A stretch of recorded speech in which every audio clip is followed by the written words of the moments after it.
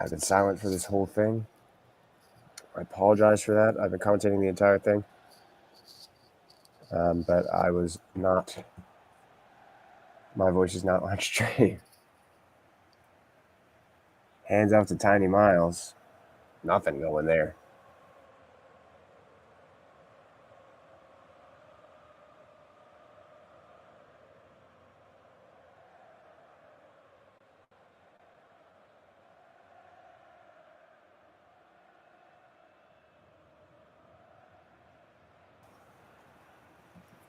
Byron Collins back in shotgun on 3rd and long. Looking deep. Looking deep right. Finds his man. Nice play there for the Minecrafters on 3rd and long.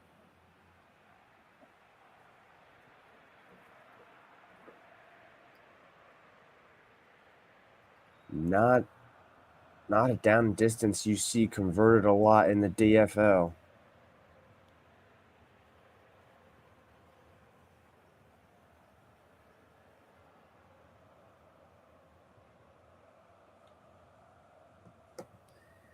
Hand off to the left. Tiny Miles.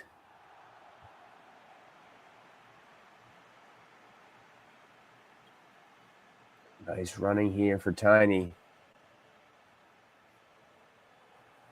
And the Minecrafters are in the red zone. 2nd and 4. Minecrafters have home field advantage.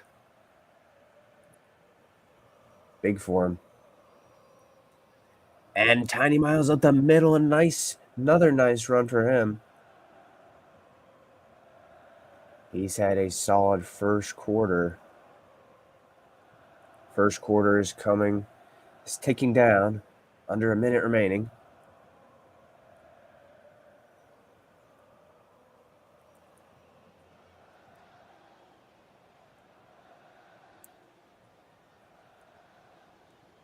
Pitch to the right side.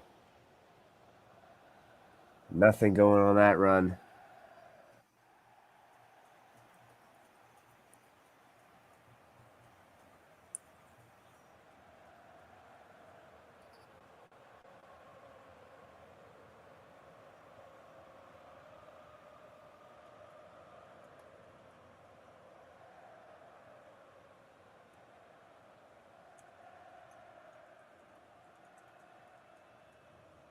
Into the end zone in the back corner, and it's picked off. A mistake by Byron Collins. He wanted it all, and Quincy Reeves was right there for the interception.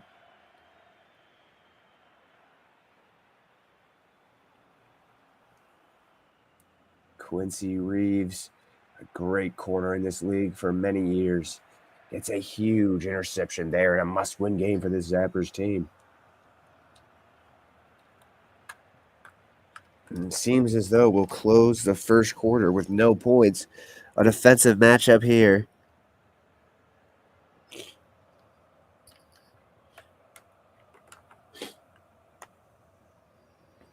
A nice run here, though, up the middle, about 9 or 10 yards. Corey Tinsley having a solid game today. 2nd and inches. They don't give him the first down, though.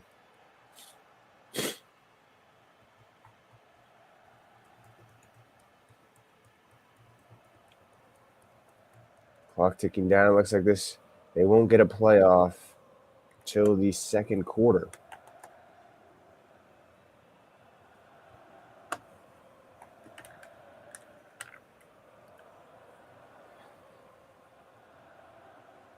End of the first quarter, it's 0-0.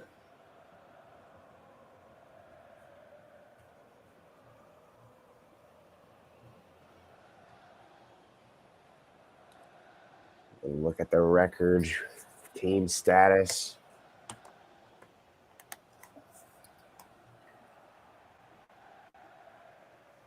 Zappers lined up heavy to the right. It's a pass play. Ooh, nearly intercepted across the middle. A bad throw by David Hilliard. May have even been influenced by the hit. It's 3rd and inches. Can do a lot on this play here. Defense has to be ready. Rock solid. It's a pitch to the right. Outside run doesn't get there. They tried to play it cheeky. And the defense stops it.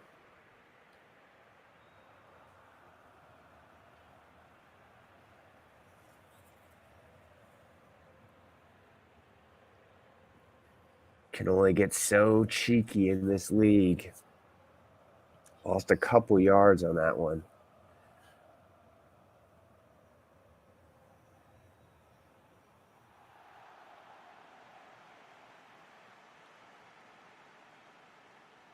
Now the Minecrafters had the ball. They were driving last drive till Byron Collins threw an interception into the end zone from the 17-yard line.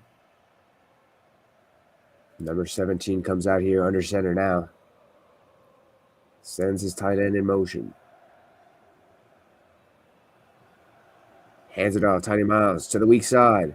Finds a gap. And wow, Tiny Miles is having a great game up the middle. Oh, that's Luther Morton. Luther Morton, everybody.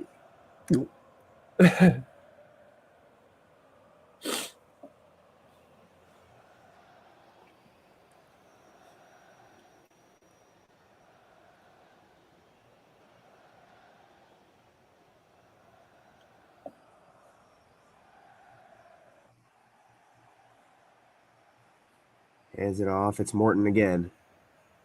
Morton this time can't squeeze himself through that defensive line.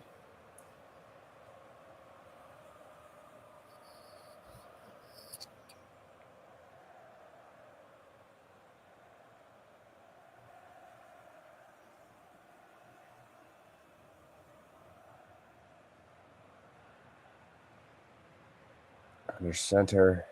Hands it off. Morton to the outside. Finds space this time and finds a first down.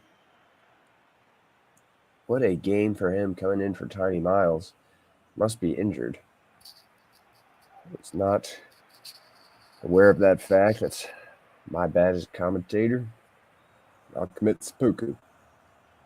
Live on TV.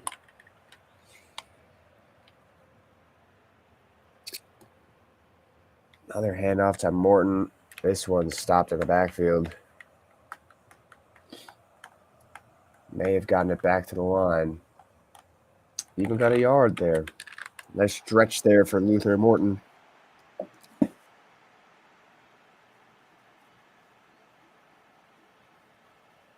He's been doing a lot today for this team.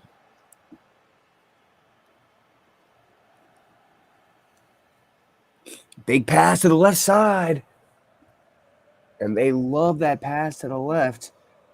Byron tried to get it into the end zone last drive. Big things happening on that side of the ball for them.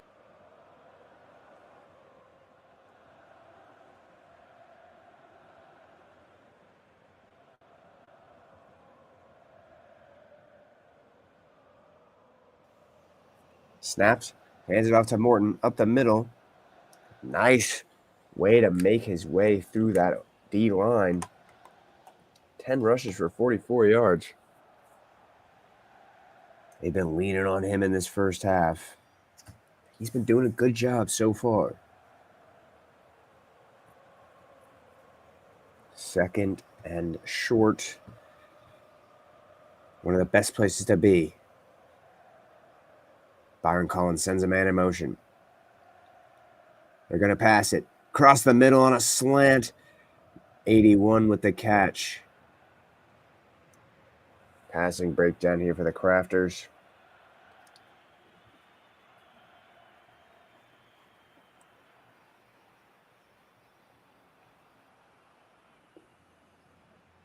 And it's first and goal at the 9-yard line. Luther Morton in the backfield. Fakes the handoff to him. Looking to the right side. Can't find his man. That was a little out of bounds. Maybe just throwing it away.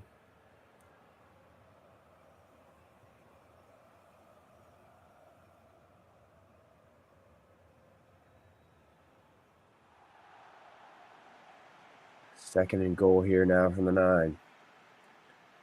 See if they put the ball in Morton's hands.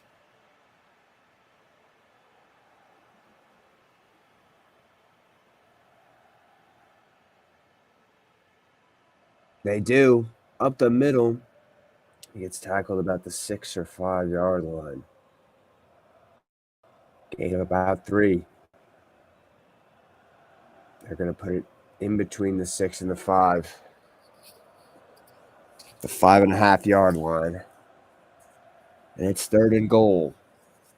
Let's see what they do here. Luther Morton in the backfield there, at least threatening the run. Sending a man in motion. His wide receiver to the left side. They're not going to run it. They're going to pass it. Byron Collins. Across the middle. Can't find a man, but a pass interference.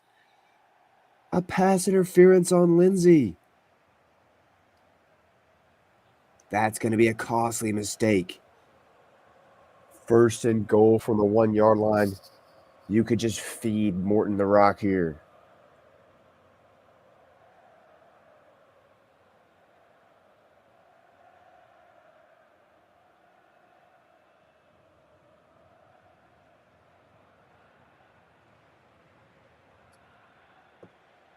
Lose a couple yards on that play. Zappers anticipate their run well.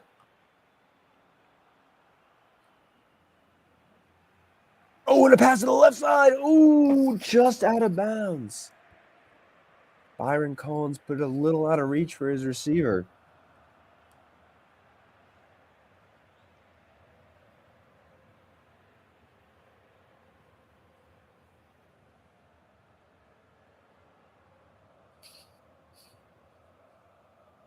Third and goal now.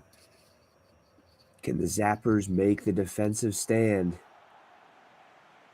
Fullback dive up the middle. Oh, and what a stop. What a tackle. Right at the goal line.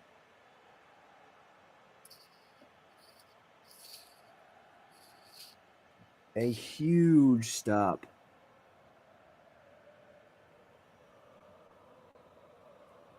$18-yard field goal attempt for Roll. We've seen him miss these short ones in the past before. Not this time, though. Kick is pure.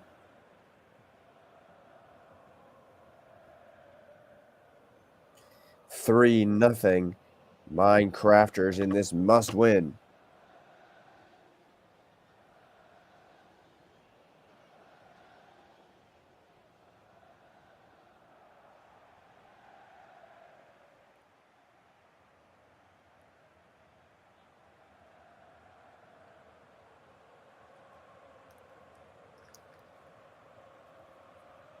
Kickoff to the Zappers. Under 2 minutes remaining in this half.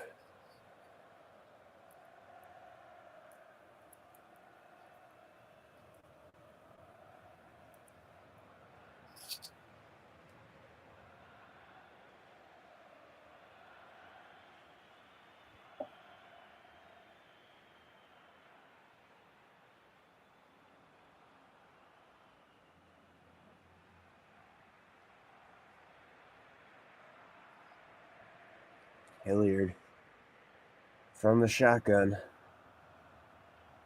Sacked! A big sack there. Kendrick Smith with the sack. Or Kedrick? Did I read that wrong?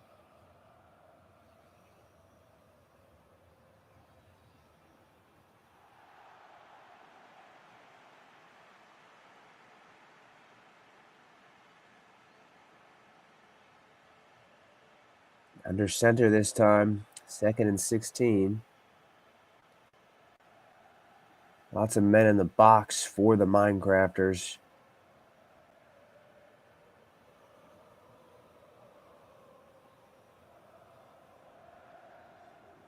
A nice run there.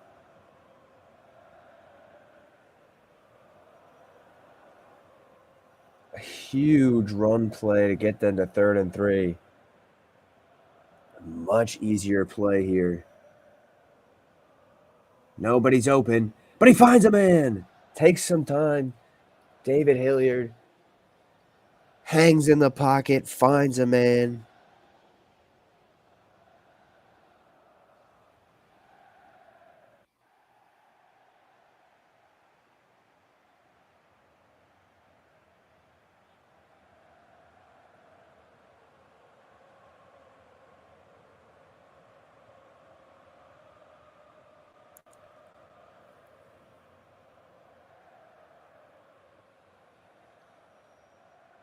Second and 5.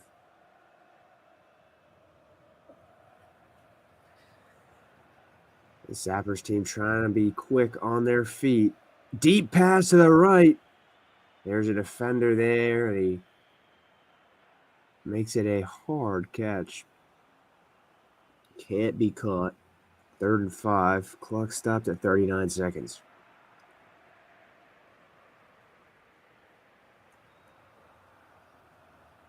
Zappers will get the ball to start the second half.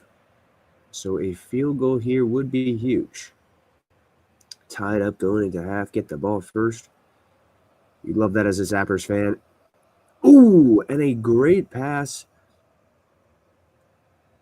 Fits it through the defense. Lots of defenders there, but it doesn't matter. Finds a tiny hole to fit it in. Hilliard, back up. Oh, and he gets sacked again. Second sack on this drive. They're going to have to hurry back to the line. They only got the one timeout. And they use it. They burn it.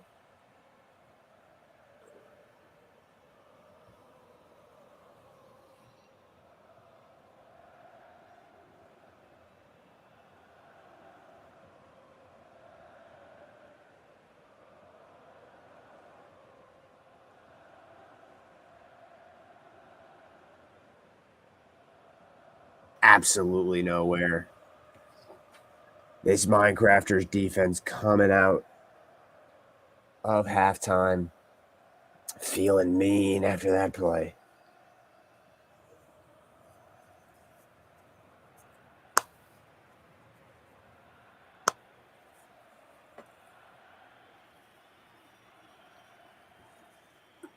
Ten more plays for the Crafters. They've been having some more sustained drives.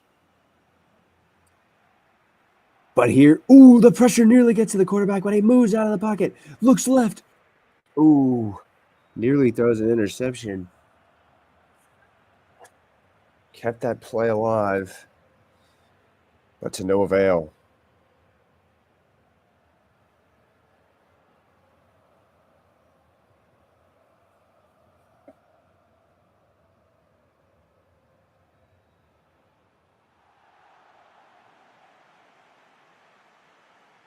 They're going to punt it away.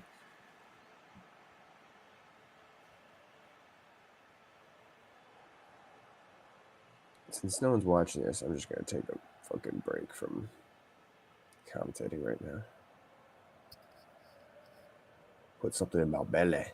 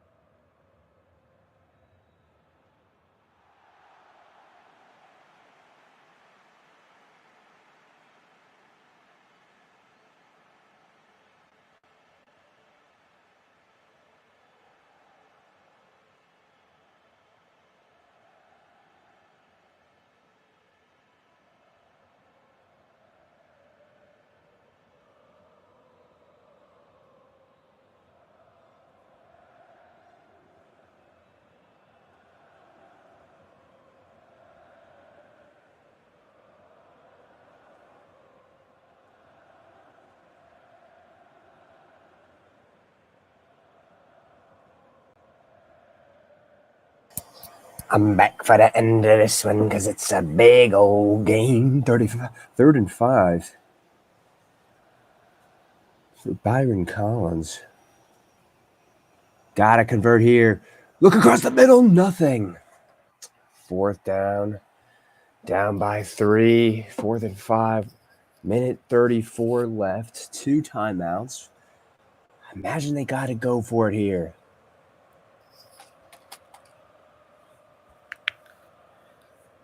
And they will. Can't take the risk of giving it back. You got to score here. At least 3.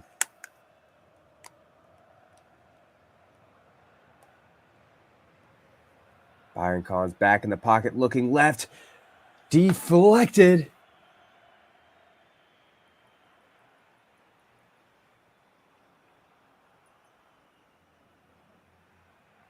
A turnover on downs. Zappers with the ball. Looking to run this clock out.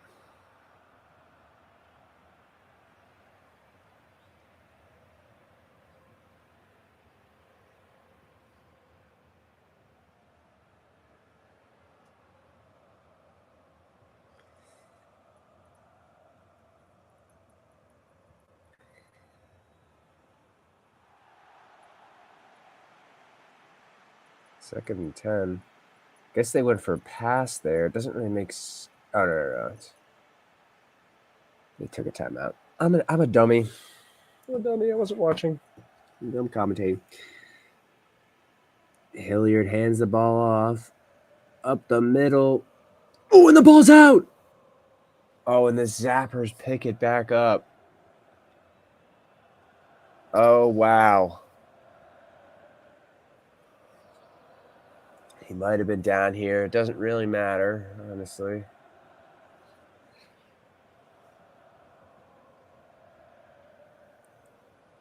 Zappers got their own fumble.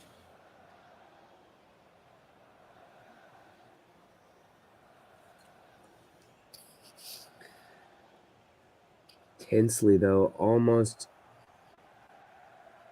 giving it all up in the last moments.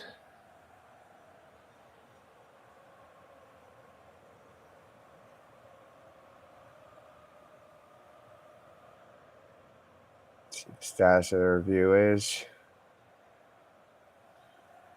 it's reversed. No fumble. Guess that changes some players' stats, but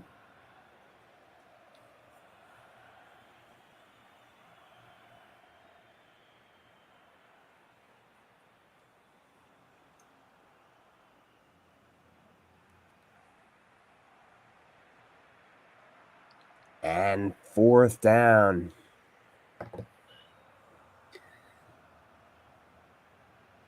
But no timeouts remaining.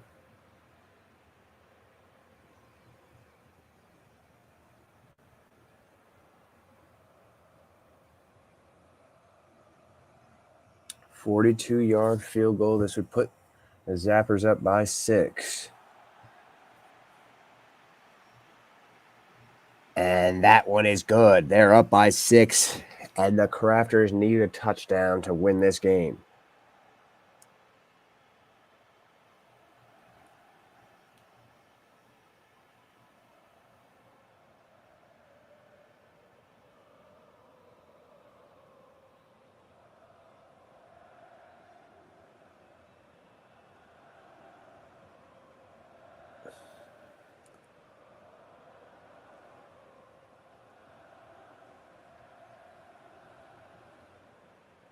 Bow, bow, bow, bow, bow, bow, bow, bow.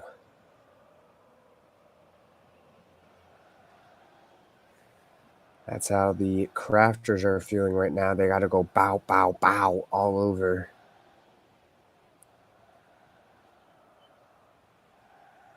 All over this Zappers defense. Byron Collins under center.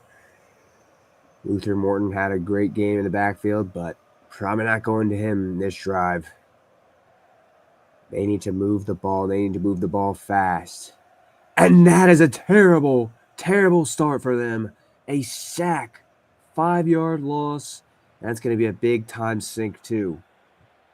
Under 50 seconds remaining in this game. And they're going to spike it.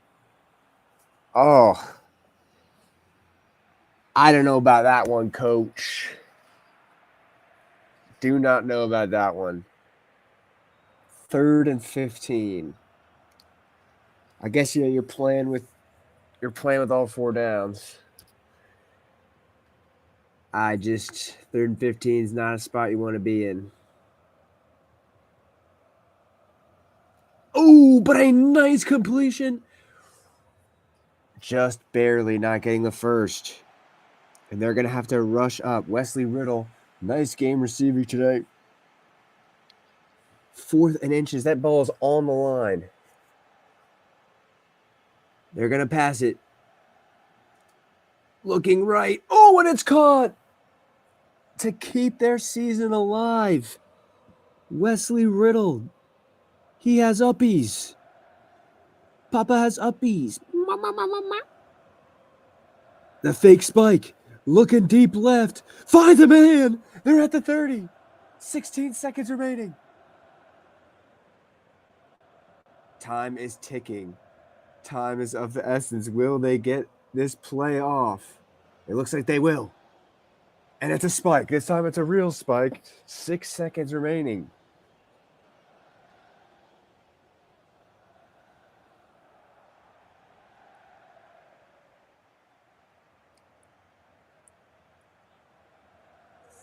From the 30, they could absolutely attempt a deep bomb here for the game. Byron Collins from shotgun. Got a man blocking for him. Looks deep right. Can't find a man, and there's 2 seconds remaining. Looking for Wesley Riddle on that right side, his main guy. His star target.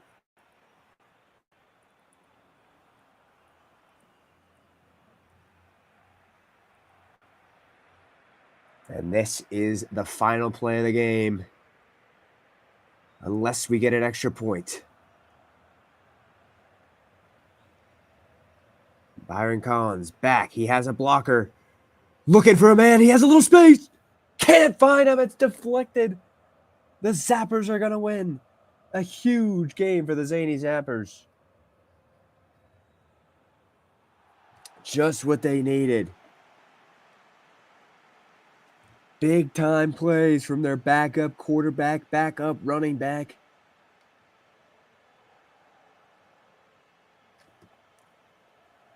Keeping their season alive.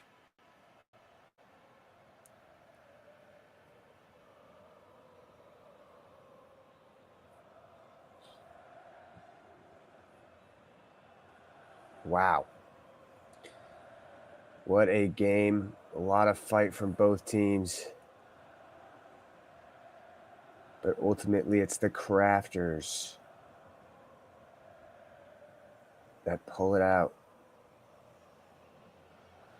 I mean, the Zappers. Did I say the Zappers or the Crafters? Crafters could not pull it out, unfortunately.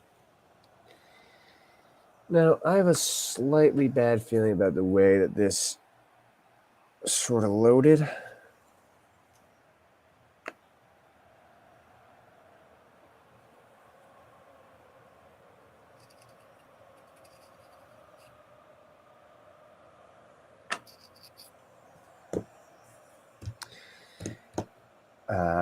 Hopefully this doesn't crash.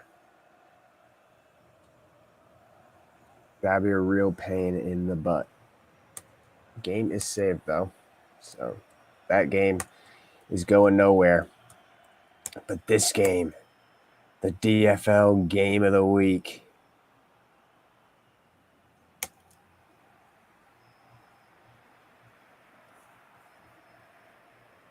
God damn it, we crashed. All right. So that's probably going to happen for the rest of the day.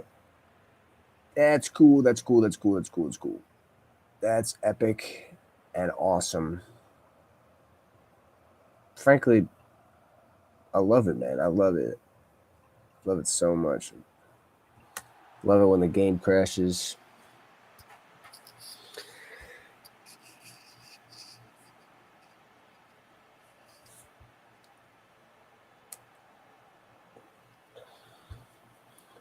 But we've got the Wild at the Holy Men in the first ever DFL revenge game.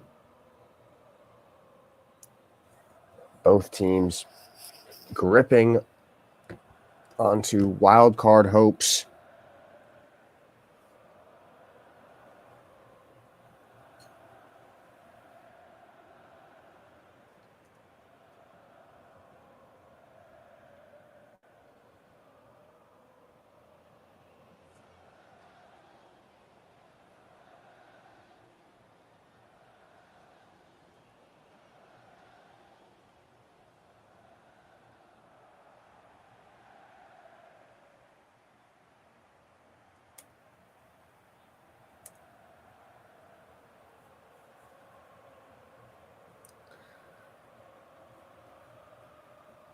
Share. Blah, blah, blah.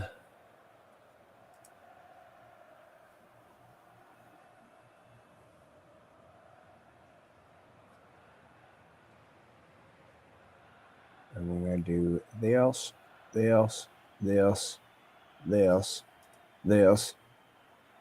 Then we're going my week. We're going to go down all the way down here while that Holy Man play the game. Here we go.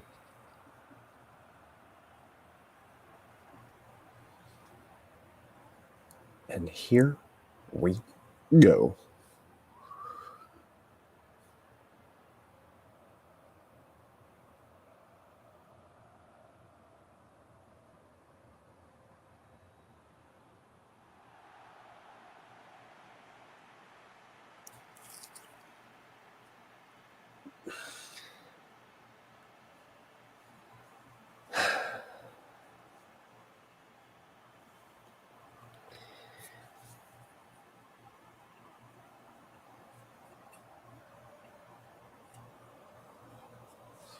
Okay. Weird error message there. I've never seen that one. But here we are in the Vatican. Wayne Lawrence returning to a place he used to be a hero.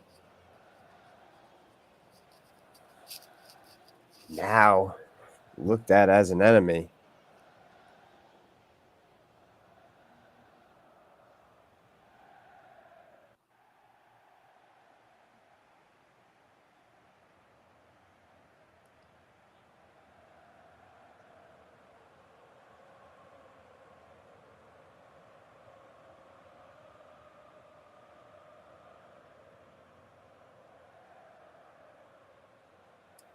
And Wayne Lawrence comes out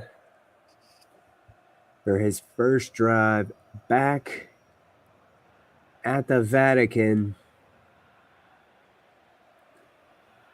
Some boos raining out from the stands. See what he does here. Pitches it to the right side. Summers. Eric Summers with a nice gain there.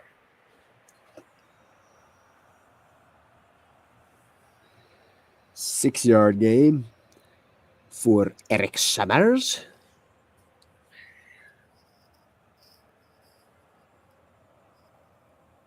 Wayne Lawrence famously sort of shipped out of the Vatican for his interception problems last year. Oh, and it's a fumble! A backwards throw! The pressure gets to Wayne Lawrence and he throws the screen pass backwards. They're going to lose all the yards they got on the first down. And the crowd is loving that.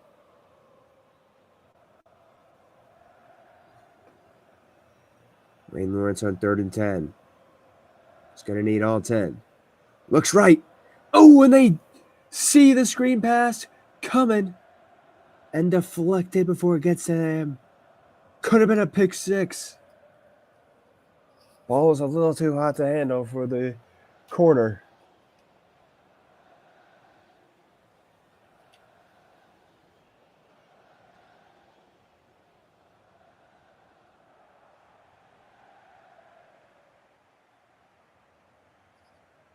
And they will have to punt it away.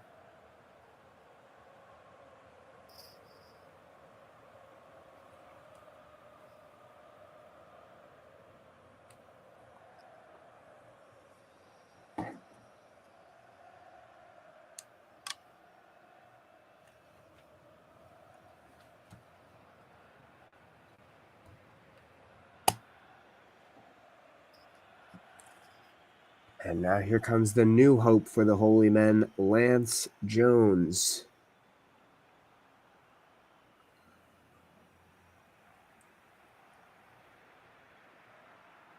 Lance drops back. He's going to pass it first play.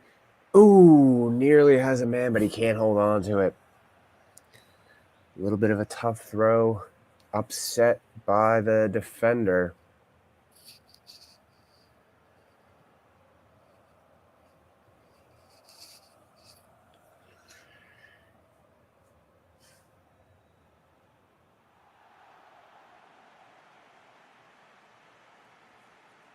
Lance back in the pocket, looking deep this time. He has a step. He has a man. Touchdown. Holy Man Lance Jones showing out in front of Wayne Lawrence. Jerry Atkins from Lance Jones stepping up in the pocket, taking a big hit, and delivering a touchdown to his star receiver. And the Holy Men fans are loving it. The faithful.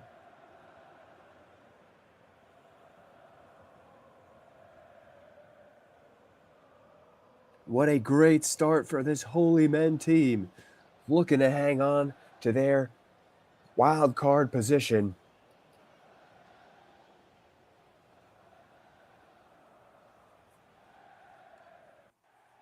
Wild also looking to hang on to a wild card position.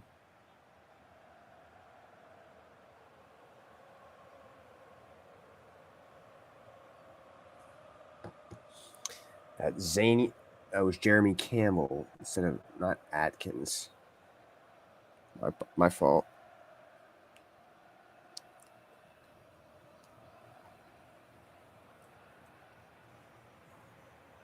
With the Zany Zappers win over the Crafters, a loss here by the Wild would put them into the second position of the wild card instead of a safer first. Ooh, and a nice spin there. Nice attempt at a return there. Nothing much going, but certainly tried his best there.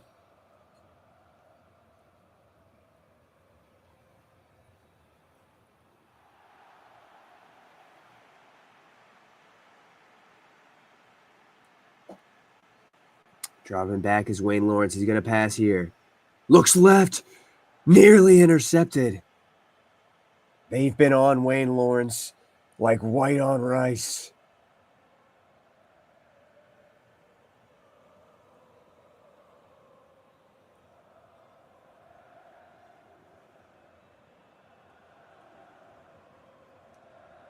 Wayne this time from under center.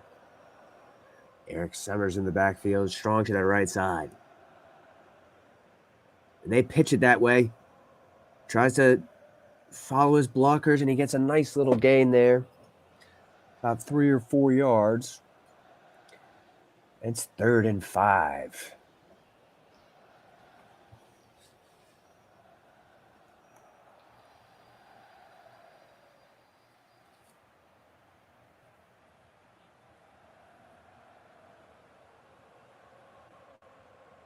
In shotgun this time is Lawrence.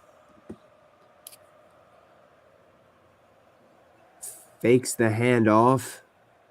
No one looking open, but he finds a man all the way to his right. Darren Leon, Wayne's favorite target. Nice play action. Took some time. Finds his man down the sideline.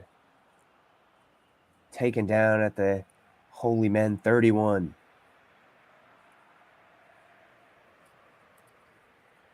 Wayne's first completion of the game. It's the 38-yarder. Big chunk play. They're going to hand it off to Eric Summers, who has a big hole and a first down. This Wild team is driving now.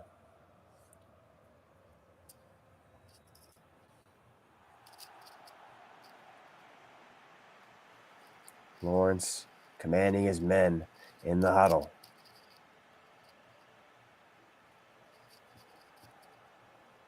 Last year, Wayne Lawrence, in his combined season with the Holy Men and the Wild,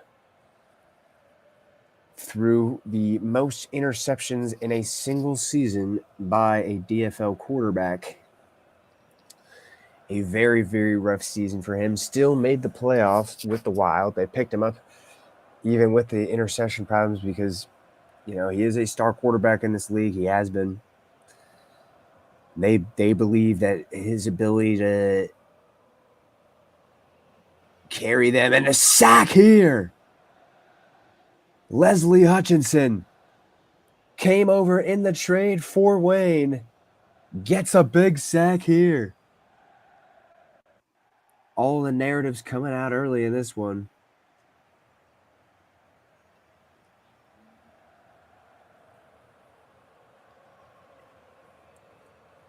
See if that's Leslie's only sack of the game or if he's going to get another one.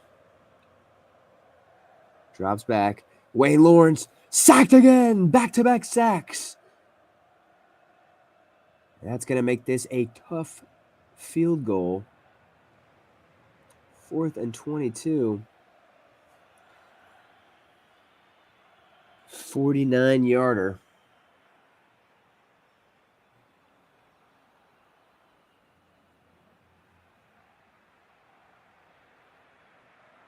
The lefty kicker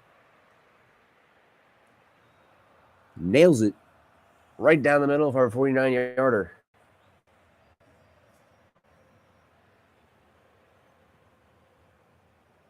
Knight puts the Wild on the board.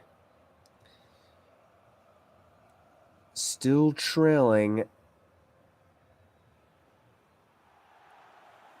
That big 38-yard pass to Darren Leon is the highlight of that drive.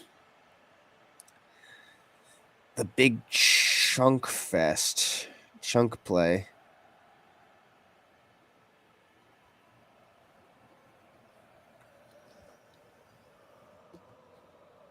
And a booming kick on this kickoff.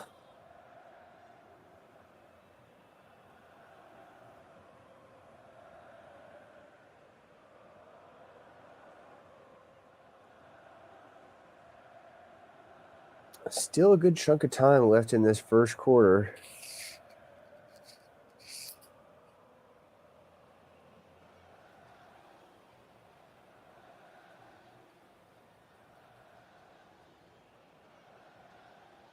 Minute 46. Gonna hand it off. Desmond Jennings goes nowhere. Nowheresville, buddy. That's where you're running. 2-yard loss on the play for Desmond Jennings.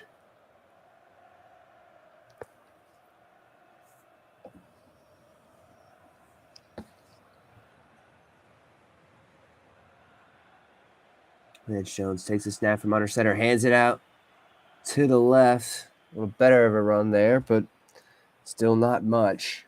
Maybe got back to the original line of scrimmage. Yeah, it's 3rd and 10 for this Holy Men team.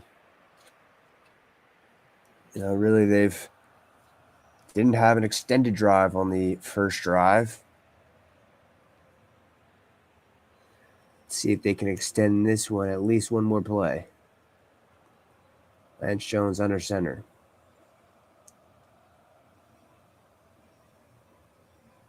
Lance Jones barely gets it off.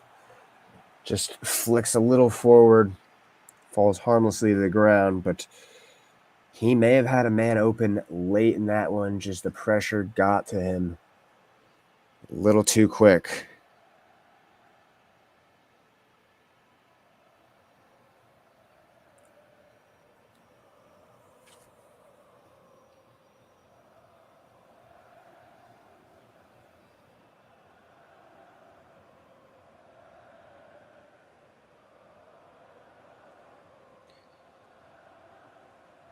The punt to the Wild. The Wild will have the ball.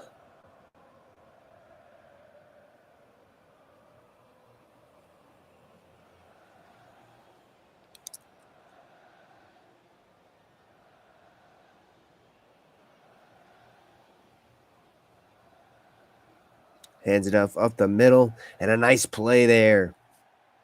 Doesn't let him get anything. 2 yards on that one.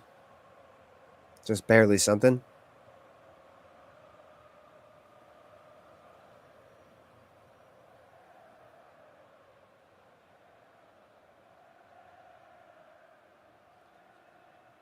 Hand off to the left side. Eric Summers met just before the first down. Eric Summers having a pretty auspicious start here.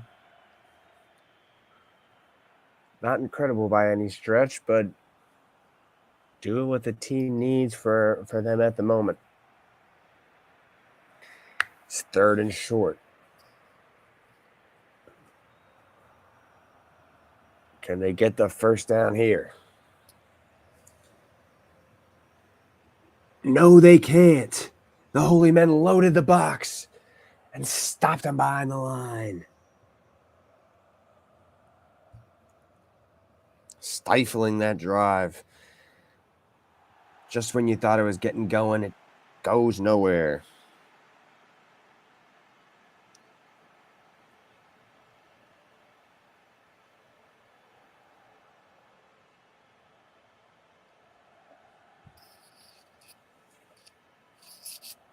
We're at the end of the first quarter. The Holy Men lead in this one at home at the Vatican.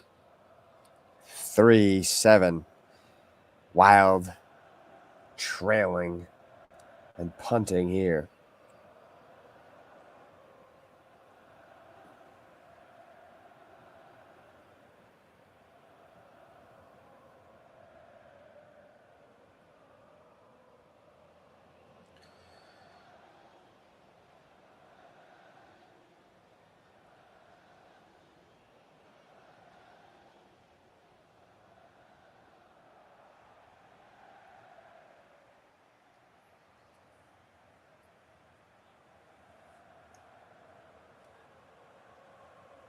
Holy Men will start from the 25.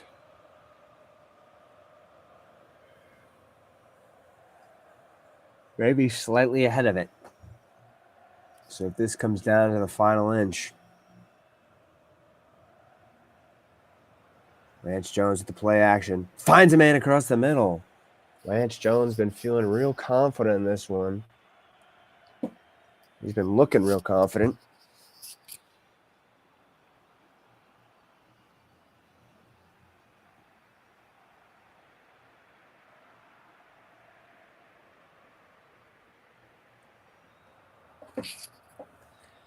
Under center this time. The play action's been working well for them. Looks left. Finds a man. Probably about 8 yards on the play. They'll give him 9.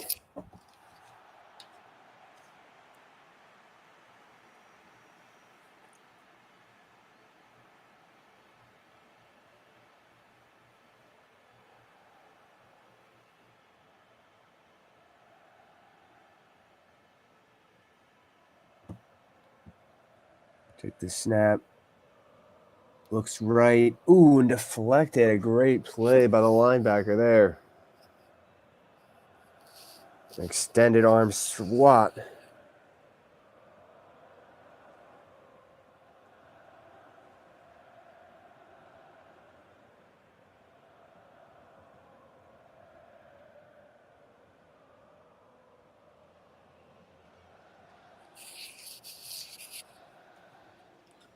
Across the middle, he finds a man for the first down. Lance Jones looking real confident down the middle of the field.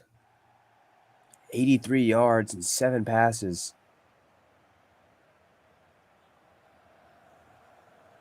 Outdueling Wayne Lawrence at the moment.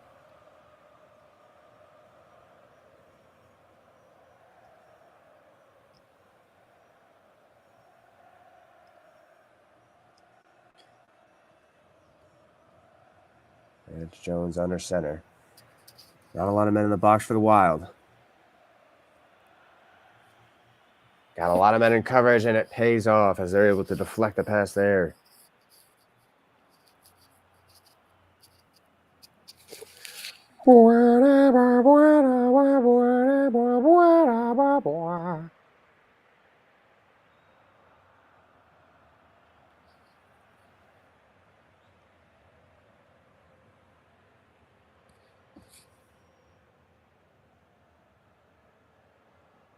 And a run up the middle. Gets them to 3rd and 4. It's 3rd and short, and Wayne Lawrence is going to try to... Wayne Lawrence. What am I, last year? Lance Jones is going to try to throw for another first. He's been solid all game on 3rd down. Pump fakes. Throws right. Can't find his man. He got hit as he threw. And this drive will sputter out.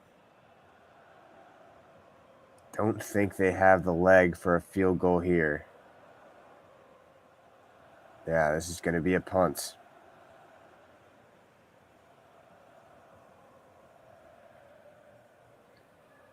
Punt to the right side. Touchback.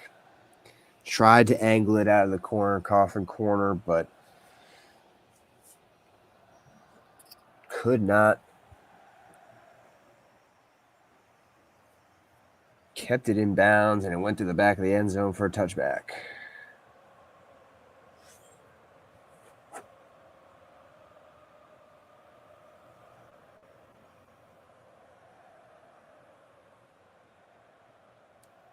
Wayne drops back. Across the middle. Finds a man who fights for the first down.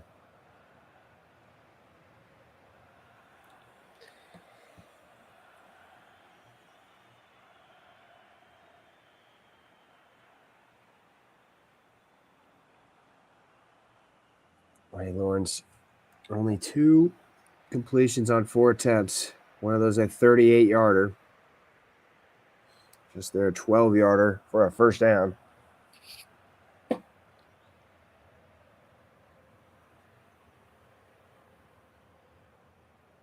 Second and 10 after that play.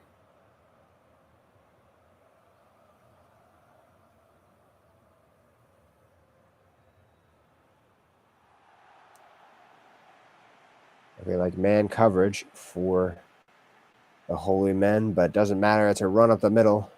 A solid gain. Going to put them in a good spot for 3rd down.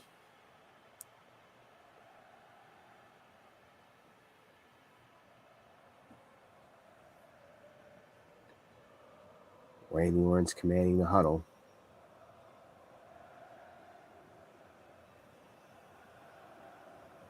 1 for 4 on these 3rd downs so far. And up the middle they go again. Eric Summers stuffed up the middle. Leslie Hutchinson came over in the trade for Wayne Lawrence, and he's been a nightmare for them so far.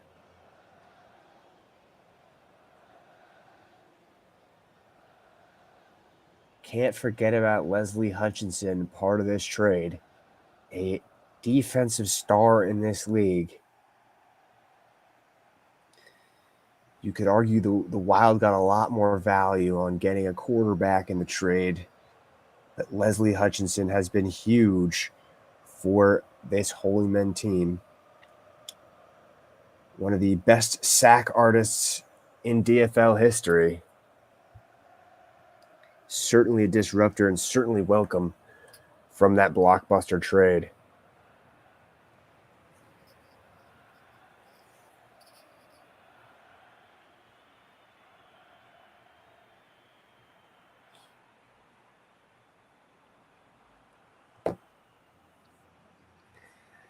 Dropping way back is Lance Jones, and he's going to get brought to the ground. Just under 2 minutes left in this first half, and Lance Jones takes a huge sack. Had been outdoing Wayne Lawrence so far in this game, but that is a big misstep for him. Clock is ticking. 2nd and 20.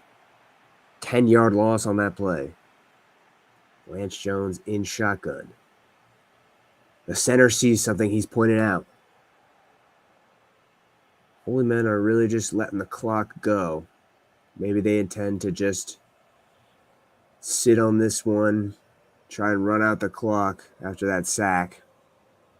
They do get the ball in the second half. But one could call it a weak, cowardly move. A deep ball, and it's caught. That's going to make back a significant chunk of that sack. 3rd and 9. It's an 11-yard gain.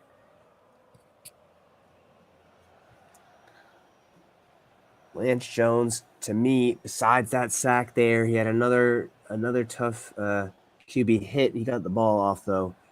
He's looked poised to me so far. I think he knows that this game means a little something to the Holy Men fans.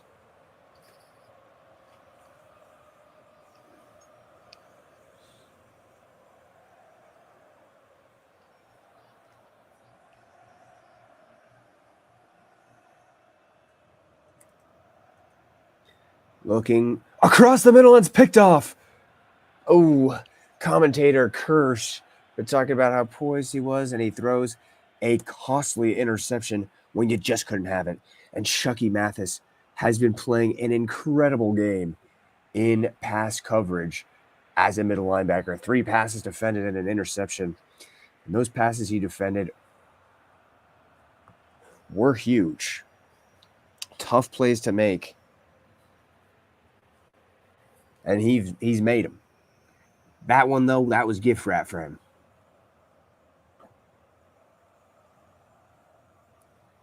Pitch to the right. It's Eric Summers.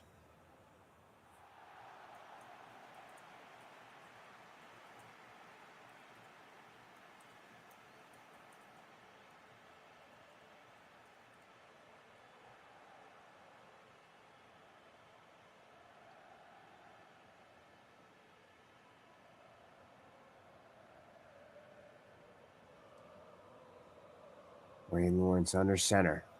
Drops back. Goes across the middle. Finds a man for a chunk of yards. We'll call a timeout. Not a great day on 3rd down for this Wild team. The Holy Men have brought the heat on 3rd.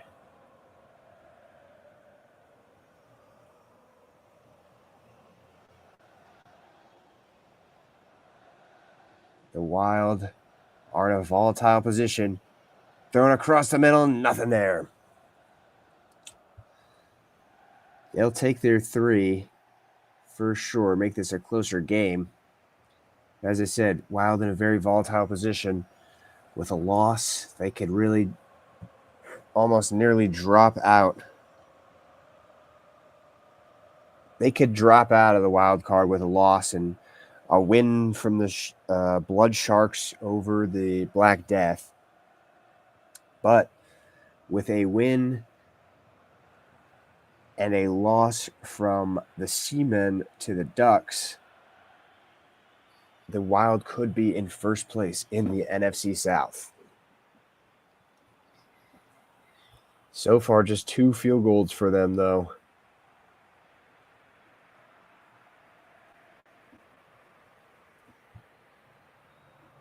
Their defense has stifled the Holy Men. Since that first drive, the Holy Men had a deep bomb from Lance Jones. He's going to take this one out of the end zone. Ultimately, he may be a yard short of where he would have been if he just took a knee. Ball at the 19-yard line. See if the Holy Men try to do anything here. I almost predict that they'll just hand it off to Desmond Jennings and take this one into the half. They're going to throw for it. Ooh, a little bit of a risky throw there. Batted away by the defender. Could have been picked off.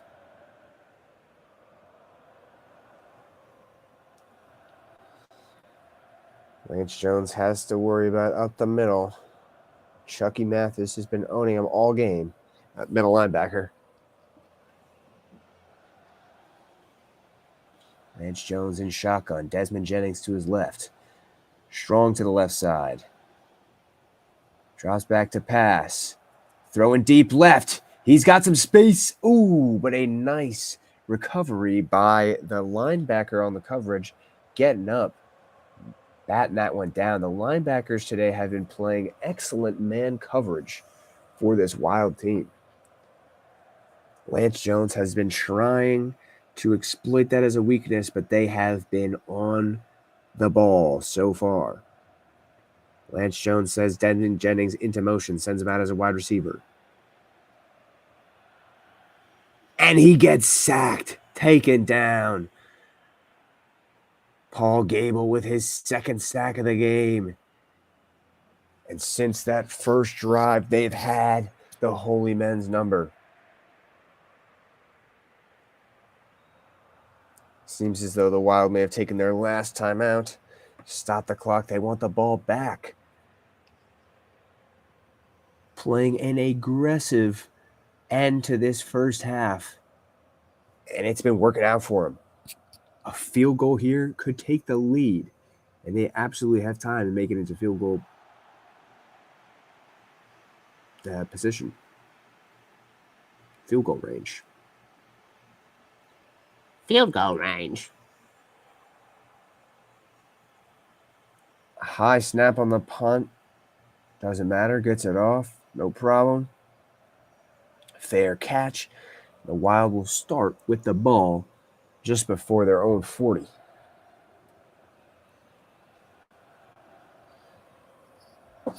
But, I don't know if they're going to have the ability to get a field goal here. A deep pass. I mean, maybe if they get out of bounds. It's not really what the CPU does, though. They tend to get tackled like this. And now the clock is running. That's short enough. They might be able to get the spike off here. Doesn't look like they're going to spike it. Looks like they're going to just go for it all here. Wayne Lawrence back in the pocket. Looks short left. I guess they were not as aggressive as I was led to believe. Wayne Lawrence didn't want to make a huge mistake there. Just took a short option. Takes it into half at 7-6. Holy Men. Holy Men get the ball first in this second half. Wild leading the total yard battle. Lance Jones winning in the quarterback duel so far.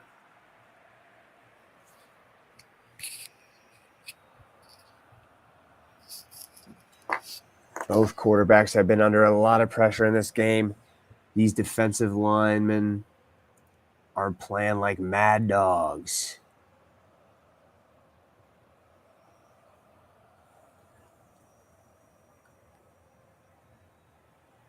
Now Lance Jones takes the field, looking to replicate what happened in the first drive of the game for them.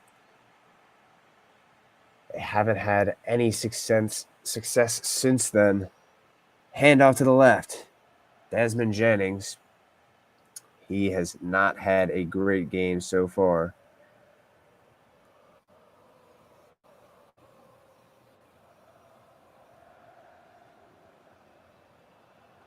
A little bit of a stinker.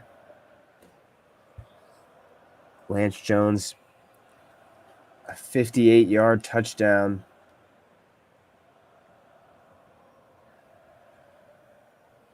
Makes up a lot of his statistical excellence in this game. But Desmond Jennings, a nice run, his first good run of the game.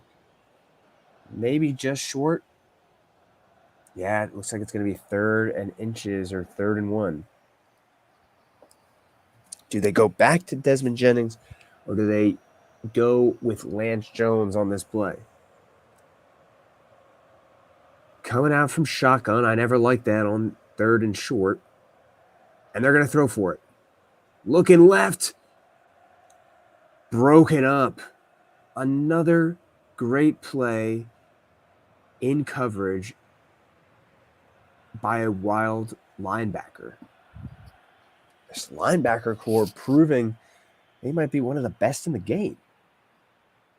Obviously, the Orange Baboons have a great middle linebacker core.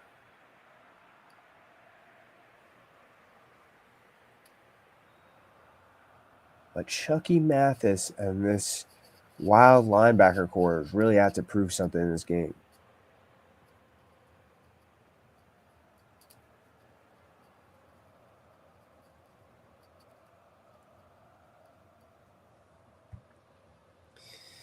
Now let's see what Wayne Lawrence can do. Can this team finally score a touchdown in this one?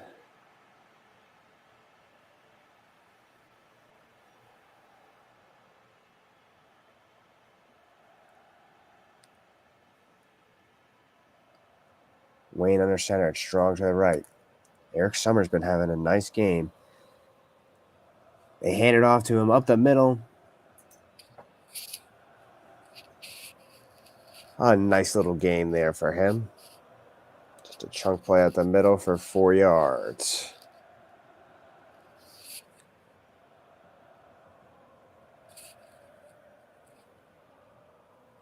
Now it's 2nd and 6 for Wayne Lawrence. Comes out in shotgun.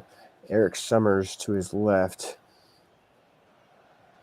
Finds a man wide open on the left side of the field. Splits the weak zone.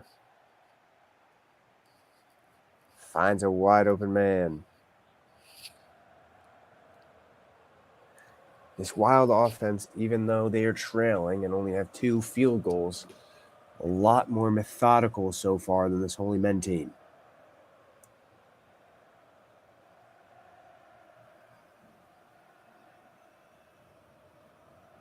Dropping back to pass. Pump fakes. A lot of time. Not enough time. Sacked. And these sacks by both sides are piling up.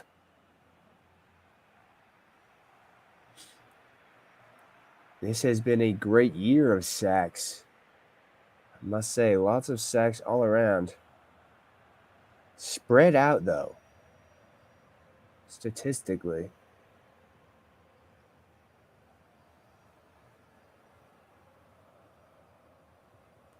Looks left.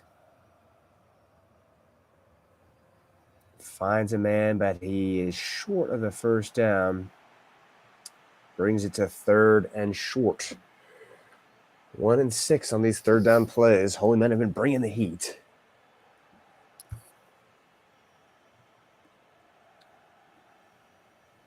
Maybe Wayne Lawrence and the Wild have figured something out in the second half, though. Sends a man in motion. Sends him to be a wide receiver. Looks across the middle and finds a man wide open. Wayne Lawrence really sitting back, being patient, trying to find the man open in the zone. Maybe that's why he's been taking some of these sacks.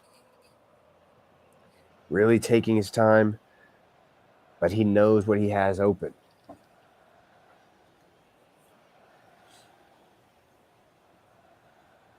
Wayne drops back. Looks left. Finds a man who's coming back fighting for the ball on a comebacker.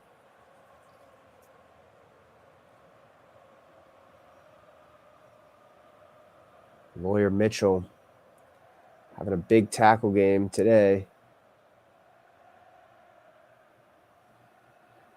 Number 23, just like LeBron. LeBron James. Michael Jordan.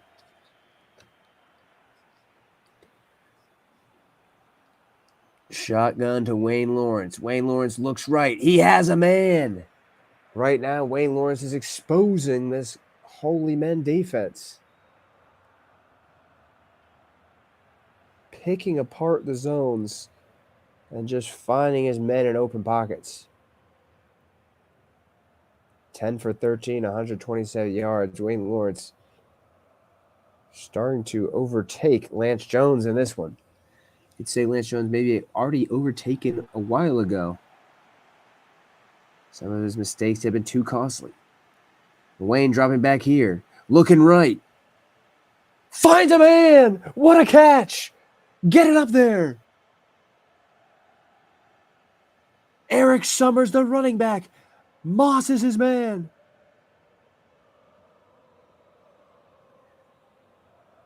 Wayne Lawrence threw it up to him.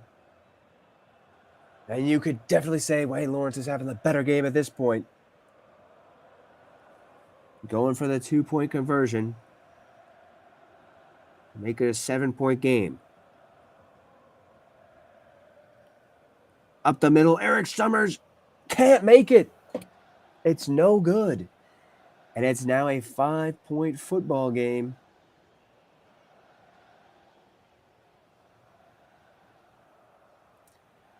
Wayne Lawrence, 72 yards on that drive. The best drive of the game for either team. And they're going to kick it away.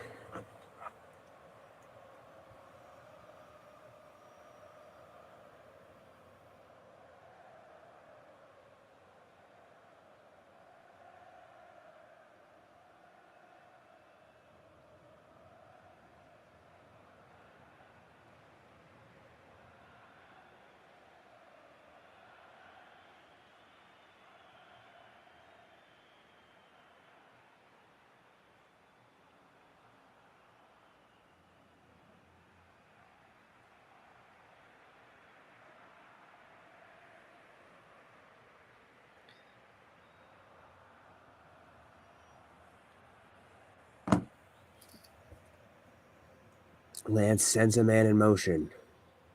1st and 10 from the 17. Not best starting field position. Looks right. Oh, nearly intercepted. And Lance Jones now looks flustered.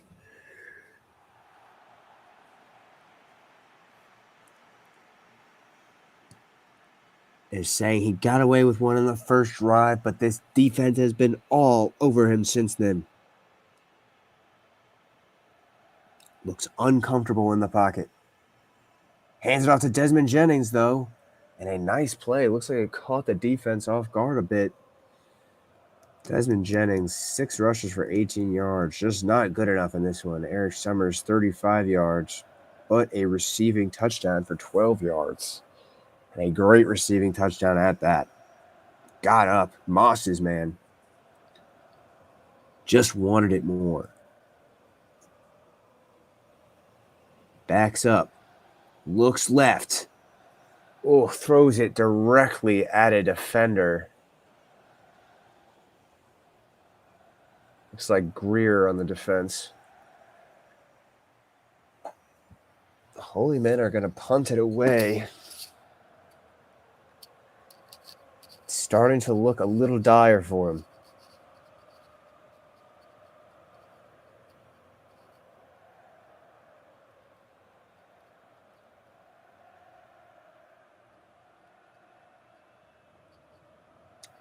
This one is punted away. Received at the 30. Brought back to the 40. Wild start at their own 40. They've been winning a lot of the games today. Field position game, passing game, defensive game, special teams game. Not the craziest performance from this Wild team, but they've locked in enough to be in the lead here by 5. A score here would put them up by much more.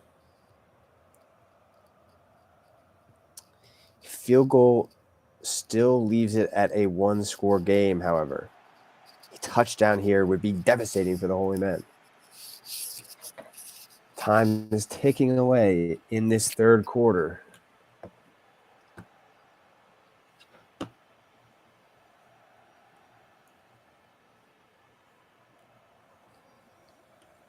Play action.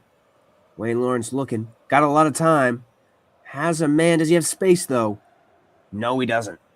Defender was there to make a play. Threw it up, gave his star wide receiver, Darren Leon, a chance. It's third down here. Maybe the biggest third down for this Holy Men team just yet in this game. Maybe all season so far. Drops back to pass. Time! Man! First down. Wayne Lawrence right now trusting his pocket despite the early sack trouble. Trusting that O-line. And they're delivering right now, putting up a staunch wall in front of them. They're driving now. They're at the 45 of the Holy Men. Handoff up the middle. Eric Summers doing what he has to do. Gets 8 or 9 yards on that one. That's a huge play.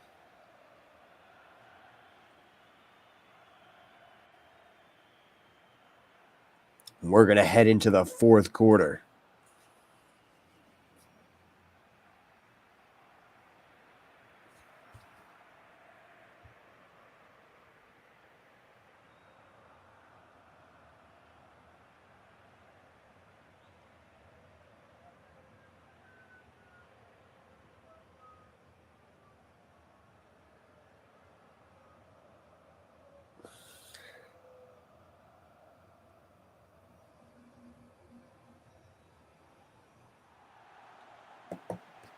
Wayne Lawrence sends a man in motion.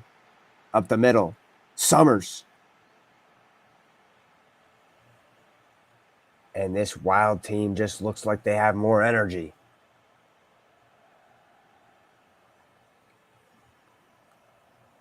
At the moment, they just look like they're playing faster on both sides of the ball, playing harder. Holy Men under 100 yards of total offense in this game. They've run 10 less plays. Nothing sustained for them. Cross the middle, Wayne finds Eric Summers. Eric Summers having a great game, both as a receiver and as a running back.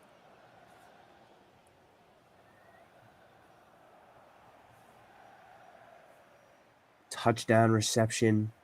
Great catch by him. Wayne looking to try and put a dagger into the hearts of the Holy Men fans. He's back in the pocket, standing in there. Ooh! That ball was batted up into the air. Looked a little scary for a second.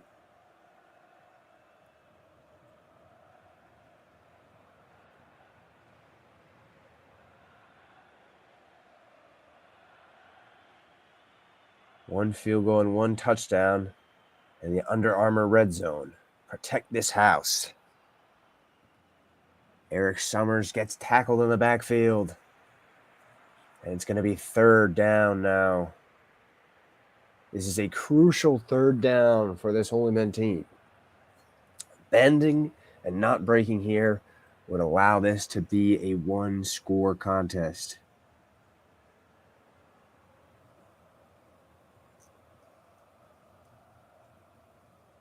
And they're going to hand it off up the middle. Eric Summers can't get the first down. I like the idea. Keep the clock moving. trust a guy who's been playing well all game. He nearly had that one, but it's 4th and 3. 27-yard field goal here for Riddick Knight. He's hit a 49-yarder today. Here's the kick. It's up, and it is good. This is now an 8-point game. Holy Men need a touchdown and a 2-point conversion.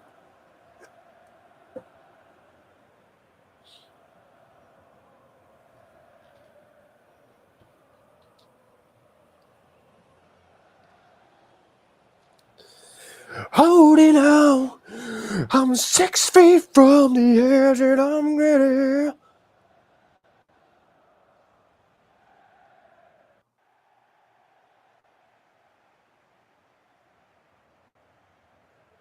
Holding on, I'm 6 feet from the edge and I'm ready. Yeah. Right. You guys feel me? 1st and 10, starting at the 22.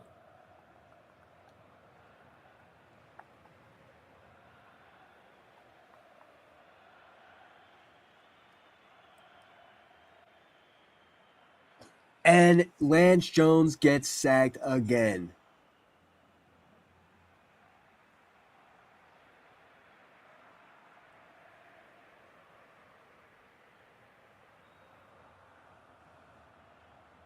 Just been a tough game for him.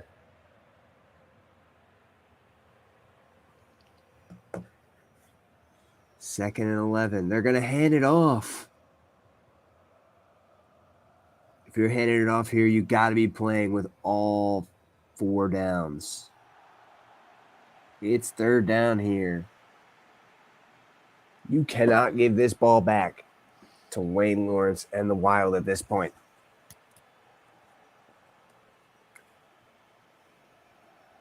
Under their season average.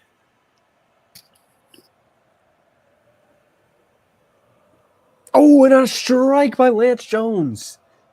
What a play on 3rd down. Let's see that again. Great route by Brian Lawton. 9-yard reception. Could that be what this team needed?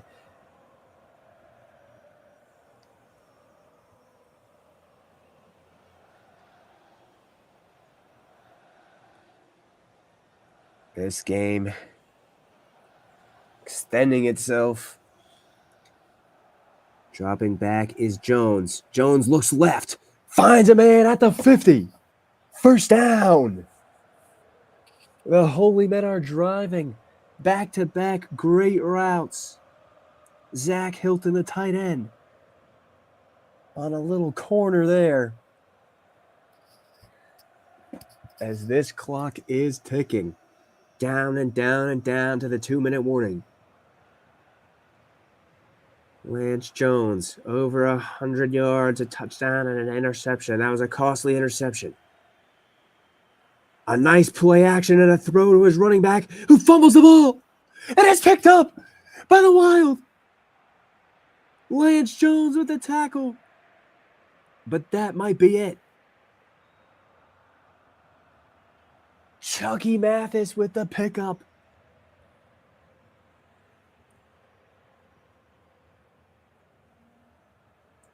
No booth review needed. That ball was obviously out. Desmond Jennings with a costly fumble. The fullback dive. It's a couple yards.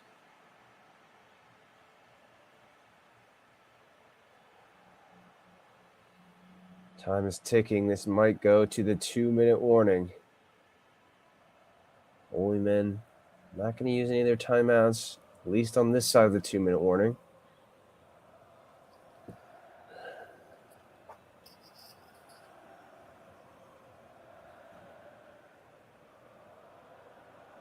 A costly fumble from Desmond Jennings.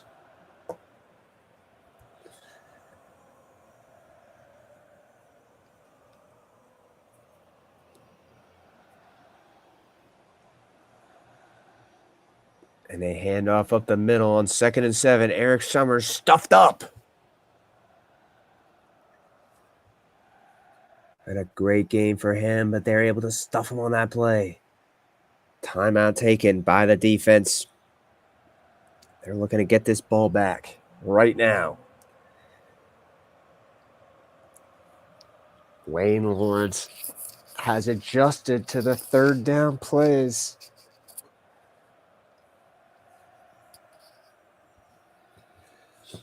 But let's see. Only 3 men rushing.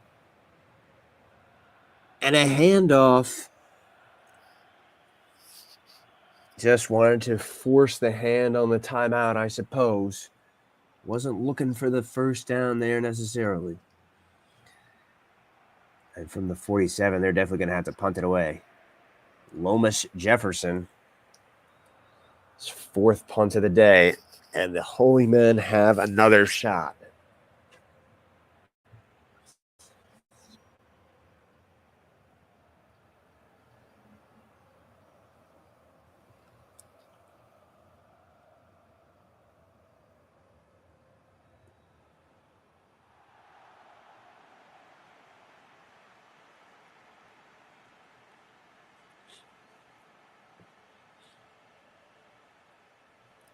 We've seen an attempted comeback fall short already today.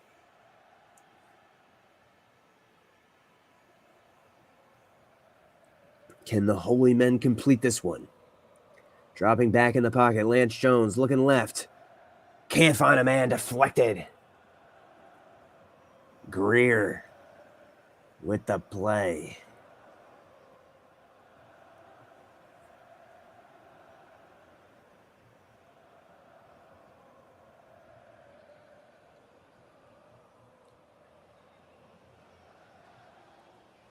Lance Jones in shotgun now. Drops back. Lots of time. Finds a man across the middle for a 1st down. Jerry Atkins, his 50th receiving yard. About 10 yards of reception. They've got the 1 timeout left, and they're holding on to it. Deep right. And it's caught. What a catch. What a throw by Lance Jones as he was being thrown to the ground, spun around. Able to get it off. And a great play there by Jeremy Campbell to adjust and make the catch. And there looks like a catch for Jerry Atkins. 61 yards for him in this game. 10.1 yards per reception. Been getting chunk plays. Just beats Greer there. Greer, a great corner.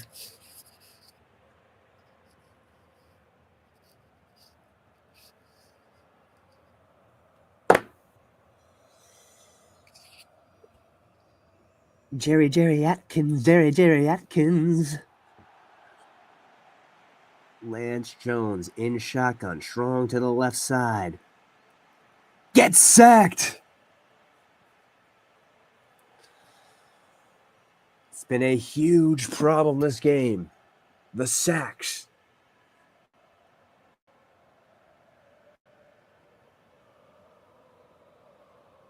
Small little chunky yards, maybe got back to 4. It's 3rd down. They're definitely using all 4 downs.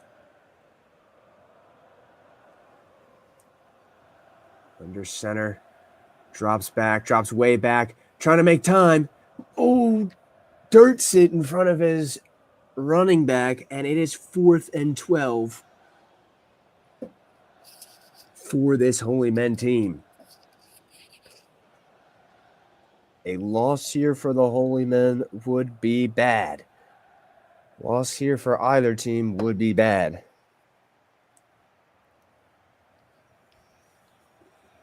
And Lance Jones can't get it off as a turnover on downs. That's going to be the game. Wayne Lawrence wins his revenge.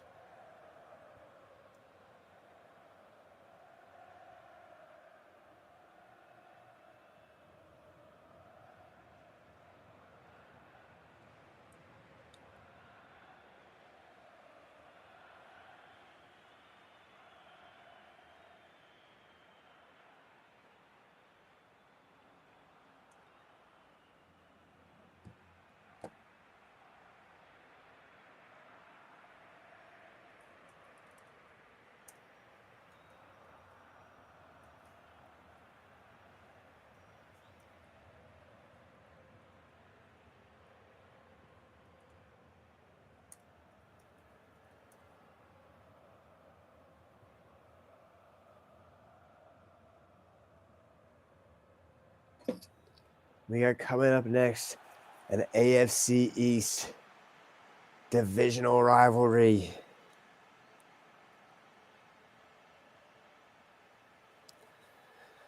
Playing for the first place spot.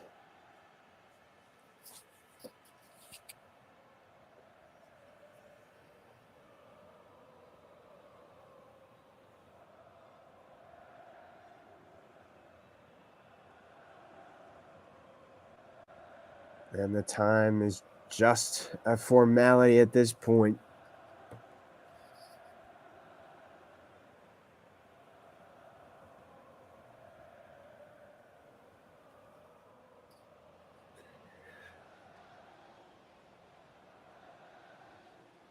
And with just 5 seconds after that knee, Wayne Lawrence has officially gotten his revenge on the team that traded him away. And it's a huge win for the Jungle City Wild. As they hang on, they're going to hang on to their wild card positioning, possibly even jump up to being tied for first place in the NFC South.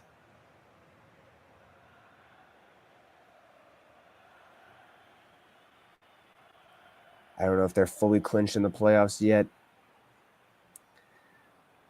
but if not, they are a game away.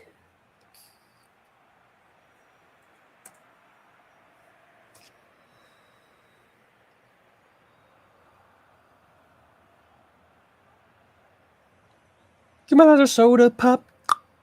Right?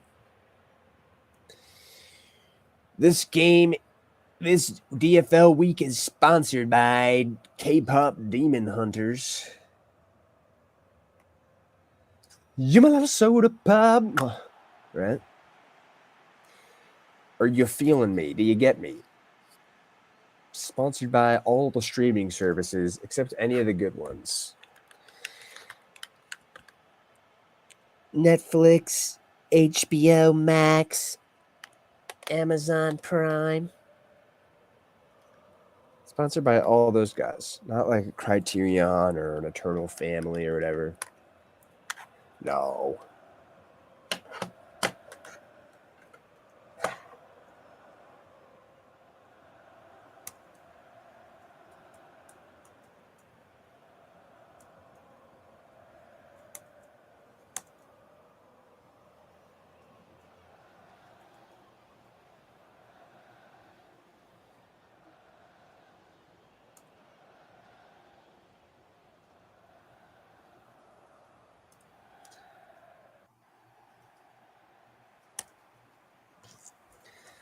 Come on, game. Come on, game. Come on, game. Come on, game.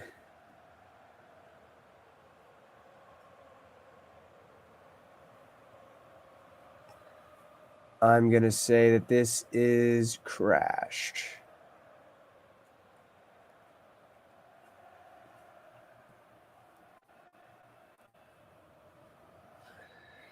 Give me a little soda pop.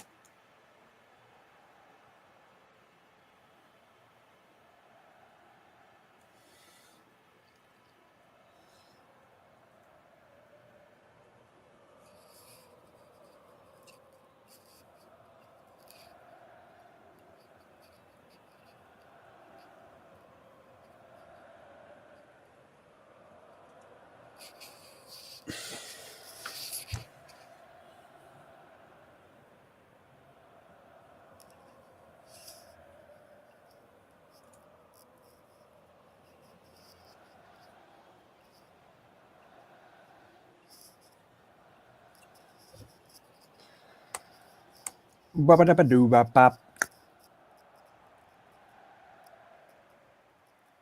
And now here we go. Hard Hats and Beavers.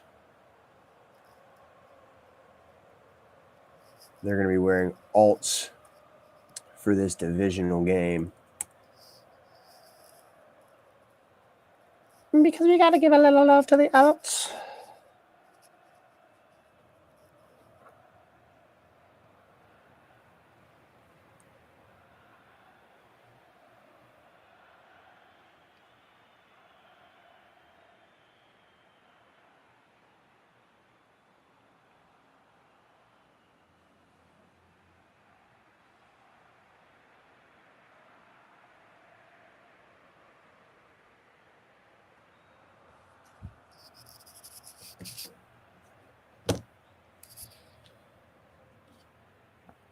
Here at the dam. Wow, what an absolute electric energy we have here. Tied for first in the AFC East, both of these teams. Winner leaves in the lead of the division and in a good position to take it and go to the playoffs. Hard Hats looking for their first ever playoff appearance. Beavers looking for their third and looking for a second championship. They've been to 3. They've been to 2. Both years they've been in the playoffs. The Beavers have made it to the Dream Bowl. Started out the season a little slow, but they've been fighting back. As of now, they look really strong. And you don't want to see them in the playoffs, I guarantee that. Up the middle, Stephen Lincoln. A nice little run to start this game off.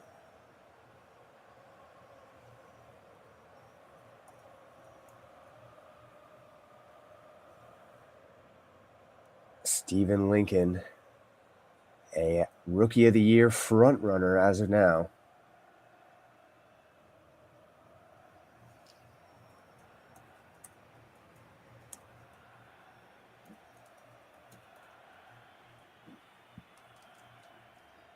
Up the middle, another run for Lincoln. Or actually, it was not Lincoln. It looked like the fullback. 3rd and inches, though. First 3rd down of the game. Hard Hats started the year off really hot, have faltered slightly in the second half. Play action pass, and AC by him. Finds a man up the middle. A great throw and catch there. AC by him. Maybe not the stats to show it necessarily, but one of his best seasons as a passer. Just looks confident. Looks like he knows who he is. He's a champion. He's been a champion. Wants to be a champion again.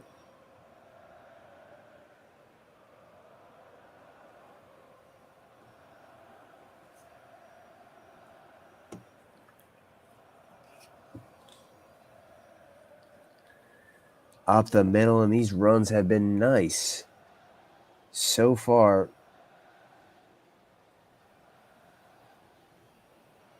For this Beavers offense. Nice little plays, adding up to a sustained drive. It's not sustained yet. Only got 1 first down, but they're looking to sustain it, that's for sure. Send Stephen Lincoln out as a wide receiver to the left. And he's going to throw an interception, AC. Put him on the real-life corner, Will Poole. And Will Poole made a play on the running back. A little bit of a mismatch there for the Beavers. Here comes Devin Johnson. Looking to make a big splash on this first drive. No running backs. And it's a wide receiver screen that gets blown up. Great play there by the Beavers D. 5-yard loss on the play.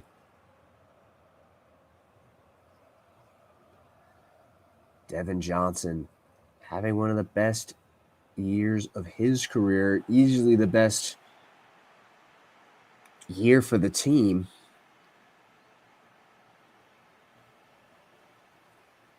Pump fakes, looks right. He has a man, has a little space. Oh! Out of bounds. He couldn't get both feet in.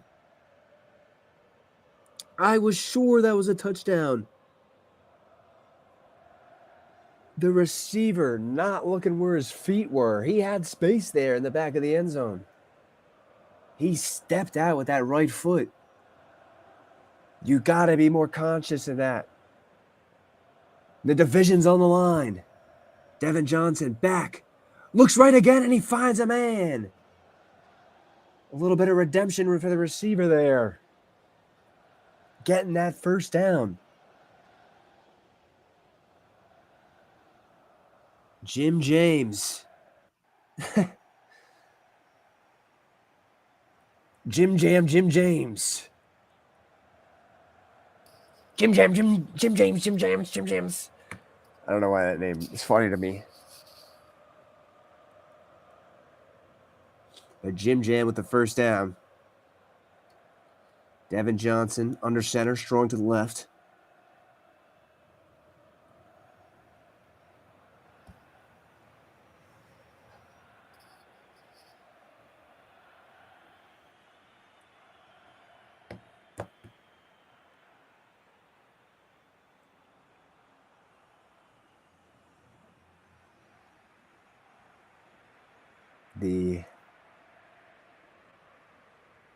The safety first hard hats coming in with their traffic cone alts.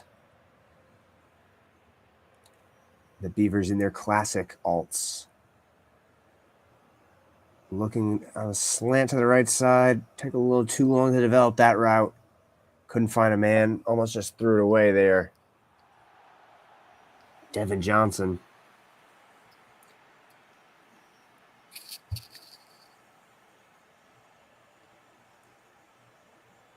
Evan Johnson is a quarterback you sort of always felt, if you're a Hard Hats fan, you want him to succeed. You want him to be better.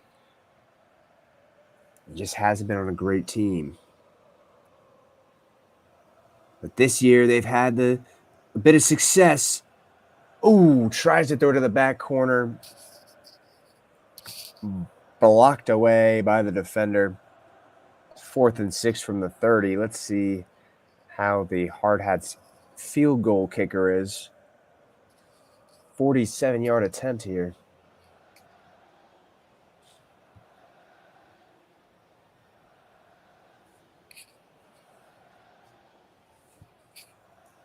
And he's going to nail it. A little close to that left upright, but goes through regardless.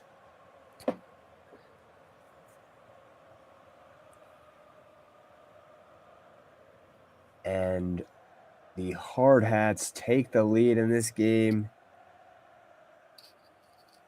The 17-yard reception from Jim James. It's the big play on that one. Only leads to 3, though. Still a lead, nonetheless.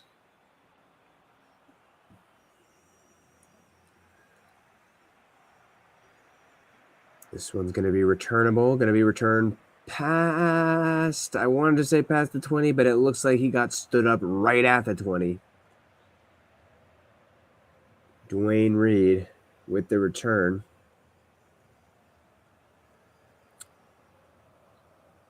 Beavers offense was looking pretty solid before the AC by him interception thrown to Will Poole, the real man.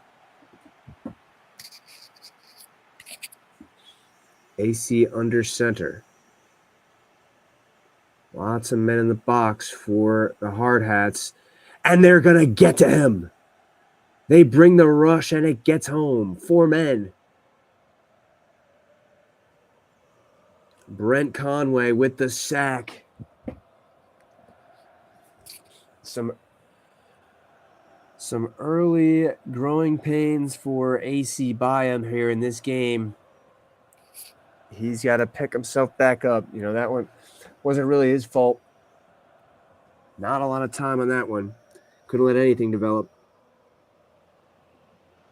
AC Byam with his long sleeves on. I love... Oh, and there another one. The O-line giving AC 0 time. He's looking like Drake May in the Super Bowl, baby. AC Byam now back 3rd and 16. Not huge losses for back-to-back sacks, but they've got 3 men deep here. They're just not trying to give up that first down. And AC, a 3rd sack in a row. That's a 3 and out of all sacks. And this safety-first Hard Hats defense is taking it to the Beavers.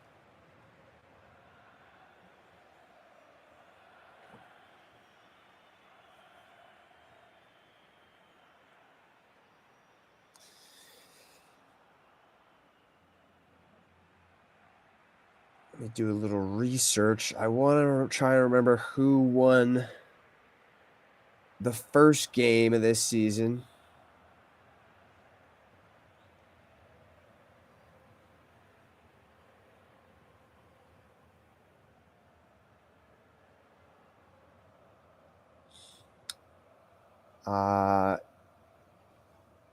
It looks as though the Hard Hats won that game. So winning this would be a huge advantage. Wouldn't instantly win them the AFC East.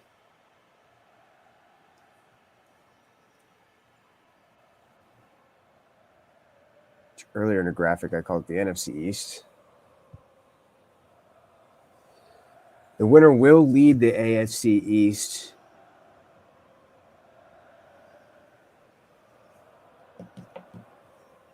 But they won't necessarily clinch it.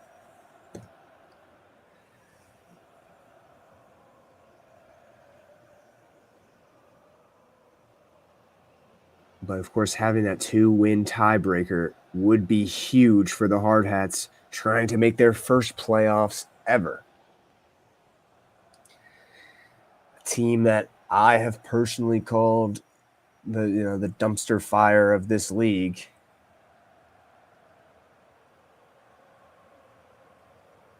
They had the worst record in the DFL last season.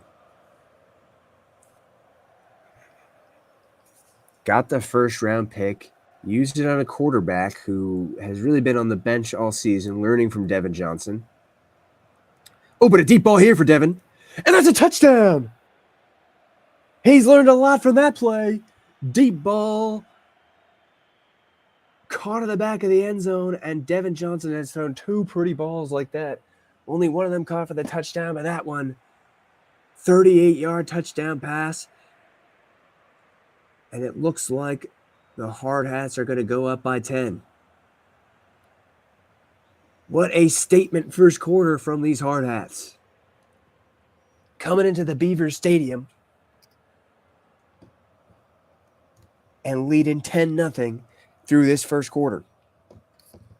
But back to the rookie quarterback, Jamal Burke. Jamal sat on the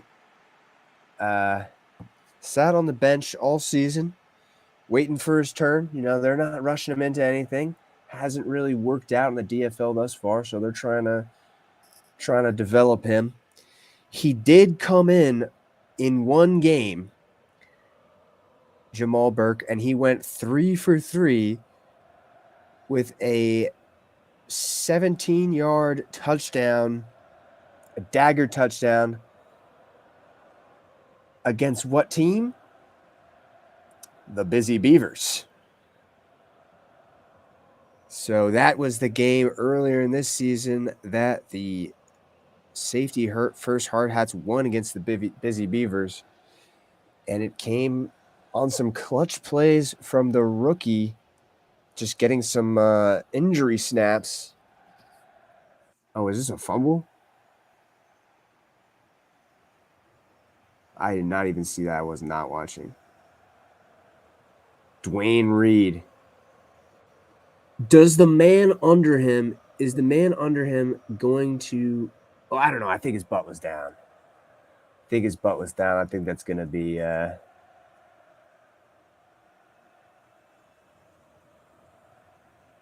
don't even know who recovered. I don't even know if it matters.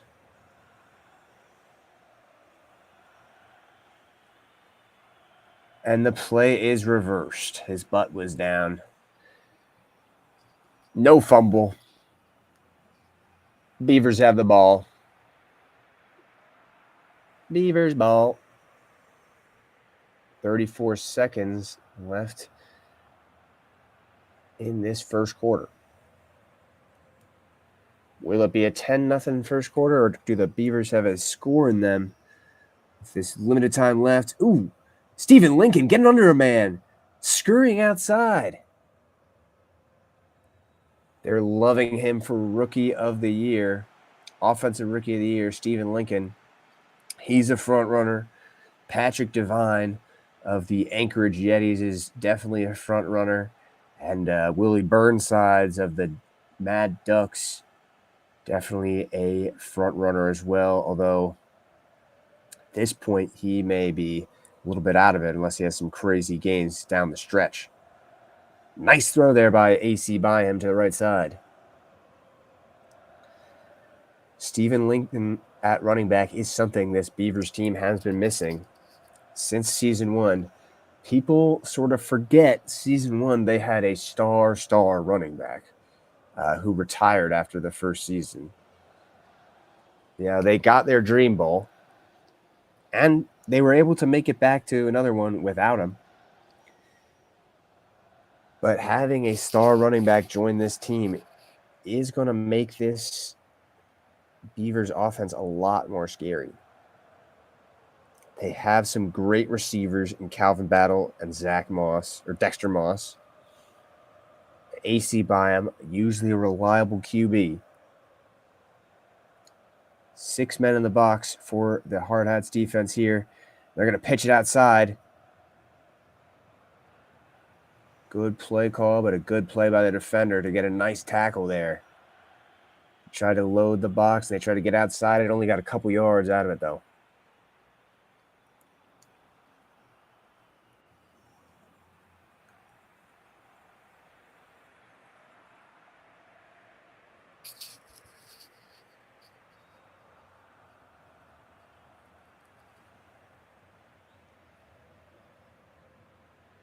And a nice run there.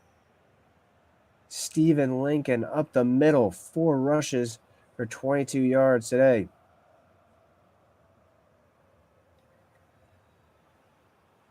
Look at Mitch Holcomb on the blocking. What a wallop on that man. Check that man's pulse. What a block there by the tight end.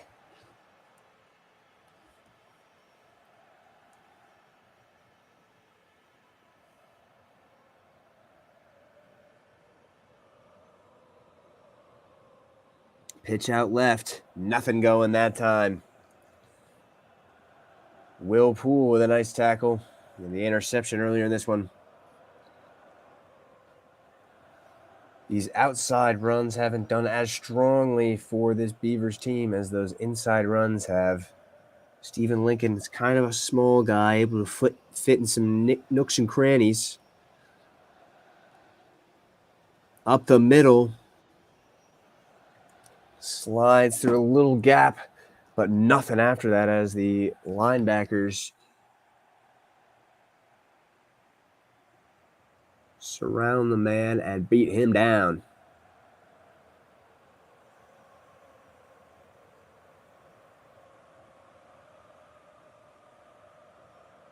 AC Byam takes a snap out of shotgun. Looks left, finds his man. Mark Anthony.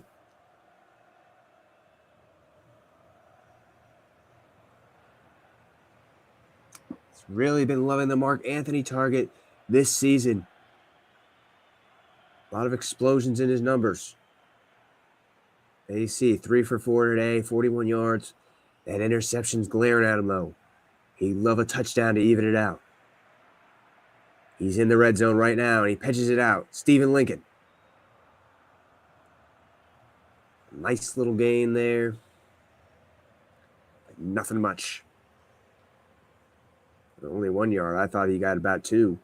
At least 2 or 3. My depth perception is off because he only gets 1 yard on that play. AC under center. Strong to the left. Trips left. Not going to go that way. They're going to go to the right with Stephen Lincoln. Been leaning on him this drive. 3rd and 5. Beavers threatening. They can get a first down if they get to the 5-yard line. AC will take the snap from center. 4-man rush. To the left side. That's a touchdown. Mark Anthony, I'm guessing. No, that's Calvin Battle. Number 83. Speaking of AC's favorite target.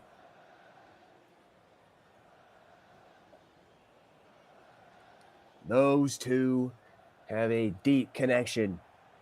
Maybe one of the best quarterback-receiver connections in league history. There have been some other great quarterback and wide receiver duos. But even those duos, I don't know if their connection is as strong as AC and Calvin Battle. Those two could play catch in a pitch black room.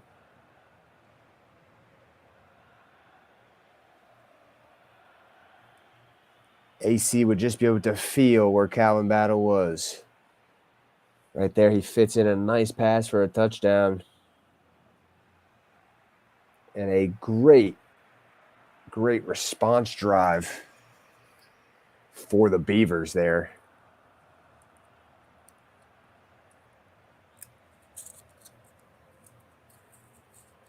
And that return is not a great return. Not even a good return. Doesn't get it back to the 20. Start from the 17.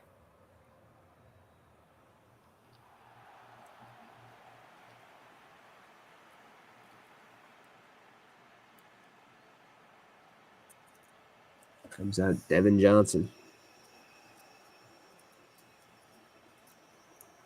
Drops back to pass. Looks left. Has his man. First down.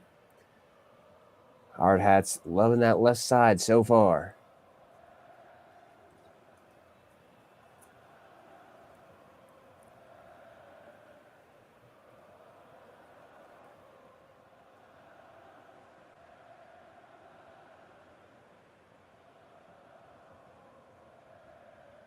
Devin Johnson sends a man in motion to the strong right side.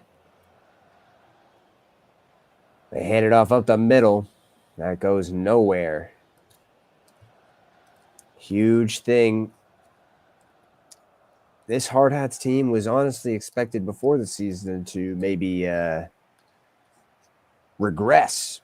They lost their best player, Keon Arden. I mean, I guess it was hard for them to regress since they were the worst team in the league last season, but some thought they might be even worse, losing their best option. But he left, wanted to go to a contender, went to the airstrike, and now the airstrike are eliminated from playoff contention. So didn't really go to a contender. He left a contender.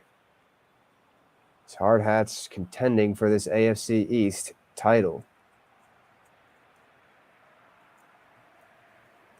Some say he was a personality issue in the locker room. And a nice run there for the running back, but they do not get the first down. He's a little bit short. 4th and inches. I feel like that's a bad spot.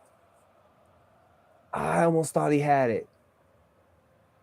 4th and inches, but of course they're going to punt it.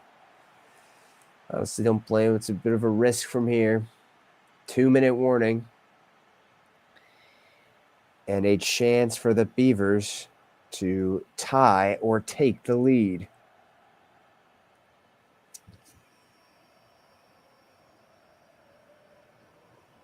Hard Hats started off hot.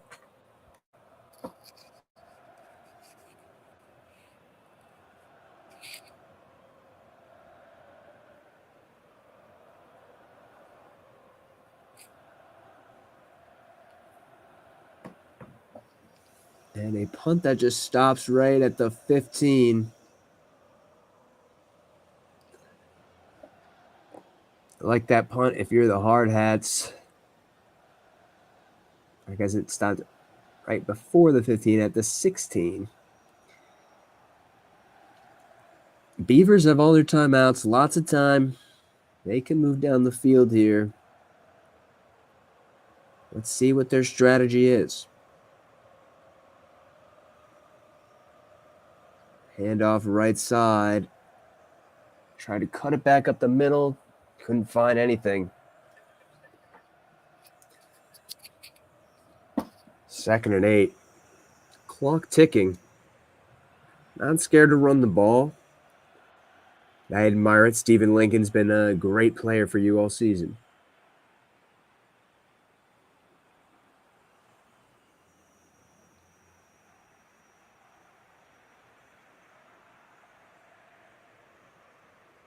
AC under center. Looks like he's just ticking down the time. Believe the Hard Hats get the ball at half.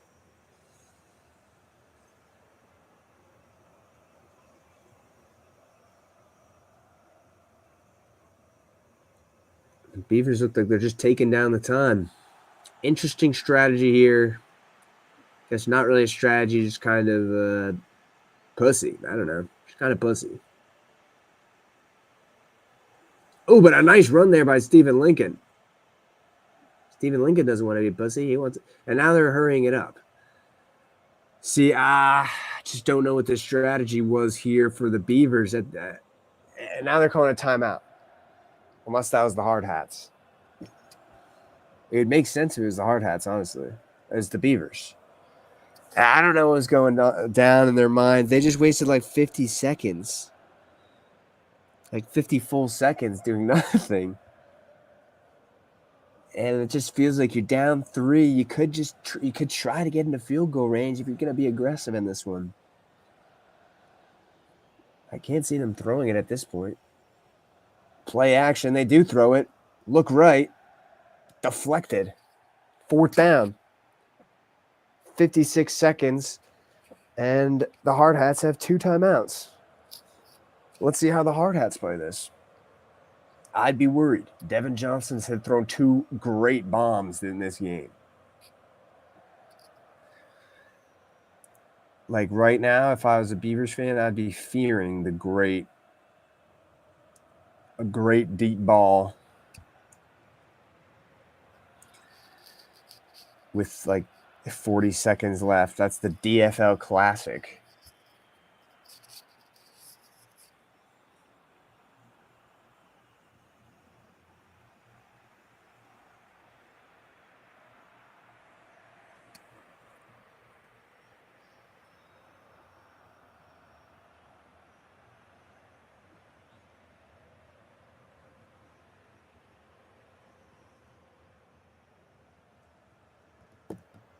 Evan Johnson under center.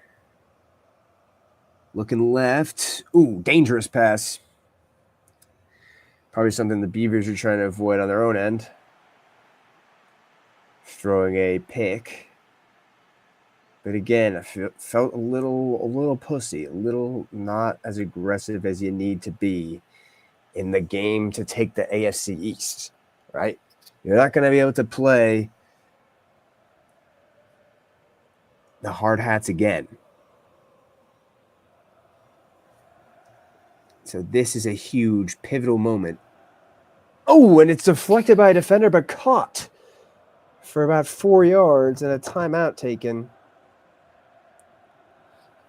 by the Hard Hats. Their own 49's 3rd and 6. 3rd and 6 here. They certainly have a chance to get into field goal range here. Again, that bomb is still on the table. Devin Johnson's a bomber. Drops back. Looks across the middle and gets the first down. You love having Devin as your QB. He's a smart QB. If anything, some people look at him as, sometimes a little too conservative, even though he's got those big bombs. He has that big bomb in his pocket. Sometimes people say he doesn't do enough. He's doing a lot this game. Doing a lot this season. Devin looks right. Deflected. A great play by the linebacker there. They don't need much more to get into field goal range. See how aggressive they get, though. This is a new safety first Hard Hats team. Devin Johnson running it out to the right. What was that? I've never seen that. It was like a bootleg. Left. He ran left. Bootleg to the left. I almost thought it was a QB run, but then it looked like he was about to throw the ball. They let a few seconds come off and then call a timeout. Weren't sure if they wanted to call it or not, and they figured it out eventually.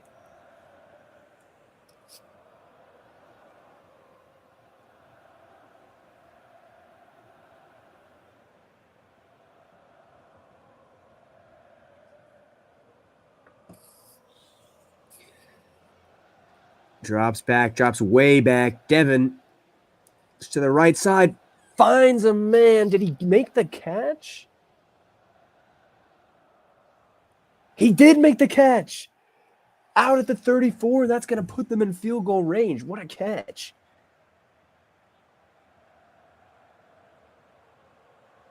$51-yarder. This is not a gimme.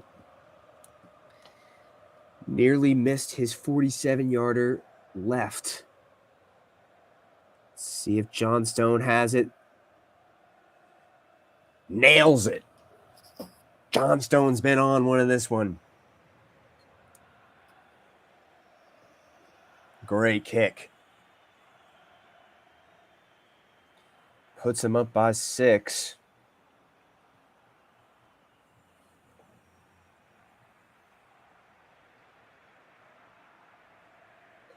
Devin Johnson doing enough to get 3 points on that drive. And you just got to wonder what was up with that Beavers drive. They could have killed the clock, or they could have, tried to be aggressive and get points. The squib kick mishandled by Dwayne Reed. Makes it out just before the 30.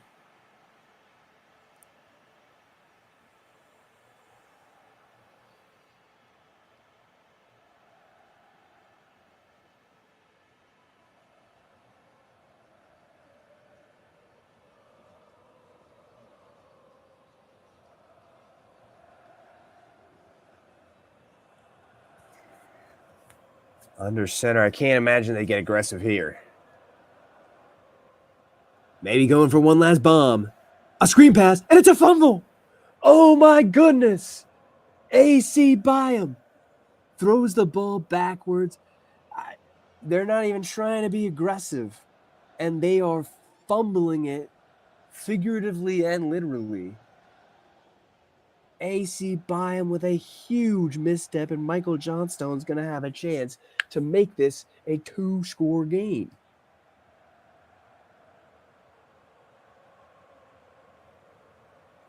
Wow, right down the middle. What a huge swing. Now with 1 second left, we'll probably see a more effective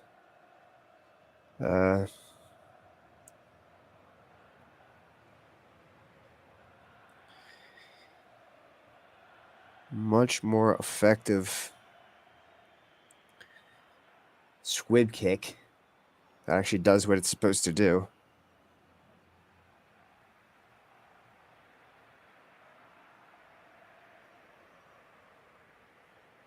And there is the squib kick. A nice return from Dwayne Reed, but ultimately they just had to get him down. And it's halftime. Don't forget, the DFL winter playoffs are coming. They're coming in 2 weeks, 2 Fridays from now, in the DFL.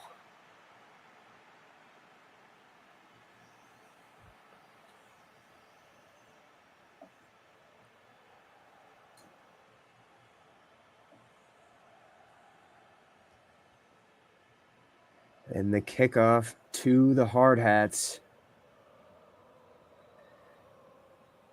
Good drive and a touchdown here from the Hard Hats would be devastating in this one. Beavers, who haven't had much motion on offense in this one. AC has looked a little bit off kilter. Not typical of his play this season. But they did not play well against the Hard Hats in their first contest this season either. Throw left. Devin Johnson finds his man. A nice chunk play. Get him to a 2nd and short here.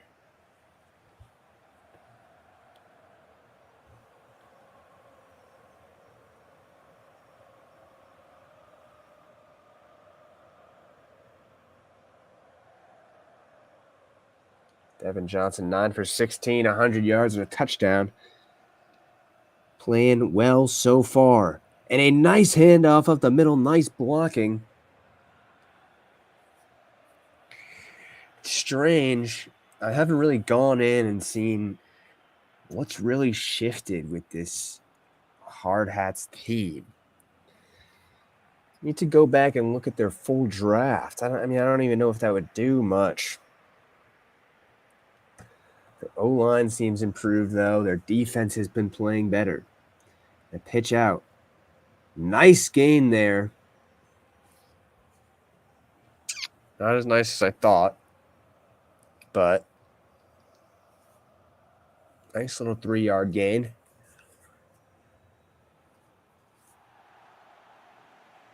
Staying a little basically even with the chains. Not ahead of him just yet. Another handoff. It's a draw. Stopped basically at the line, but he's able to fall forward for a couple of yards. Probably bring up 3rd and 5, I would have to guess. Two for 5 on 3rd down. Pretty solid. 2 men back. Only 5 men in the box. 4-man rush. Devin Johnson looks to the right and he finds a man for the 1st down. One thing I'm loving about Devin Johnson this game is on those 3rd downs, he's really looking for a man just beyond that marker. You know, he knows he doesn't need the big play on the 3rd down. He knows he needs the 1st down.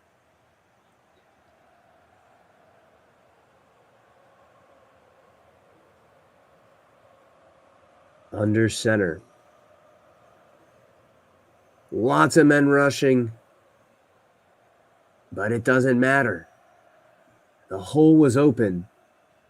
Mays is starting to cook up a little bit here. Running with a bit of a passion.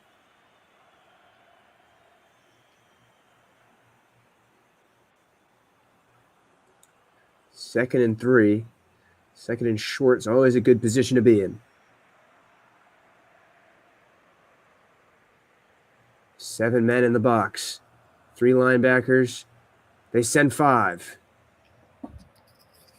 Nothing going there. Nice play by the defender able to break it up with a nice little tackle there.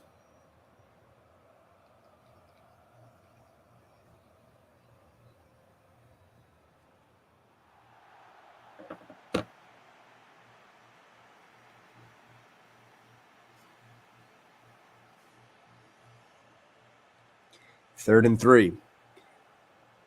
No men in the backfield on 3rd and 3. They make the catch, but the receiver may have run back. Ooh, and Devin Johnson is injured again in a Beavers game.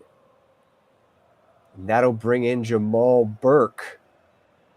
Well, I guess 4th and inches, they're not going to go for it.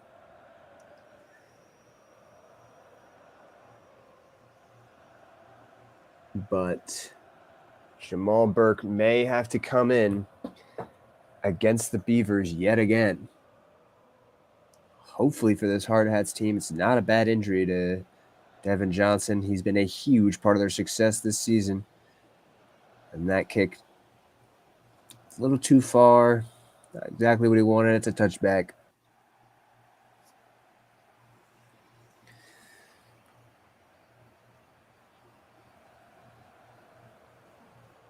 And we're listening in for our sideline reporter. She's getting us the details on Devin Johnson. Hopefully they'll come in soon.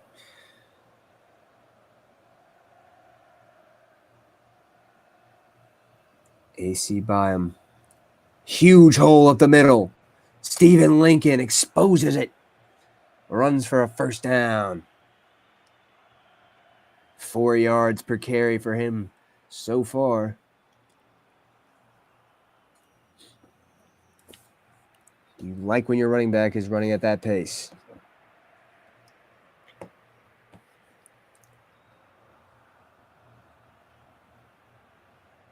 AC's under center.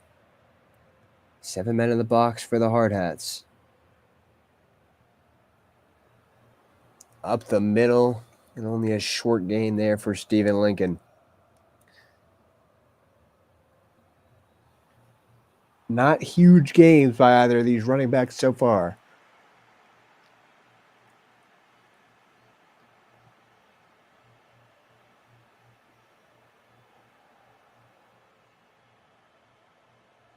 Though Stephen Lincoln has shown signs of maybe cutting one loose.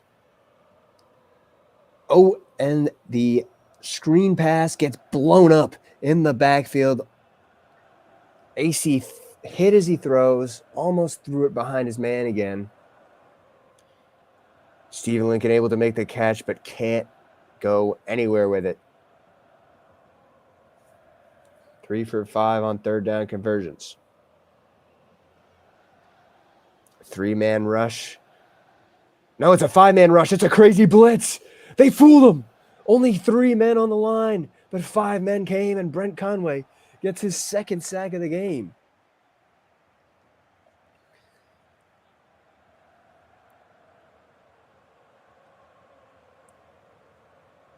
Two hot edge rushers coming off of the side.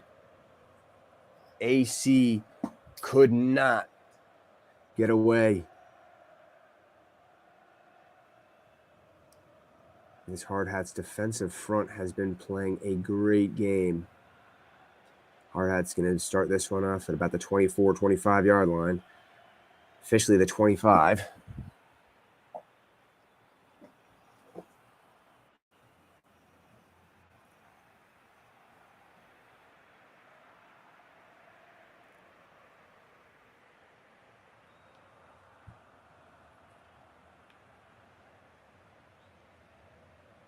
Devin drops back, under center, throws left, has a man.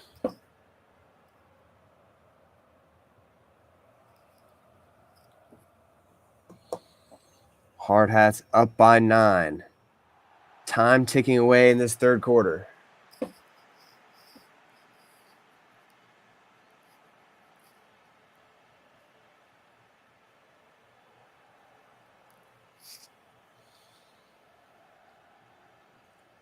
Oh, Devin Johnson, I guess, throws that into the back of his O-line. I was couldn't tell what was happening there, but it looks like an incomplete pass.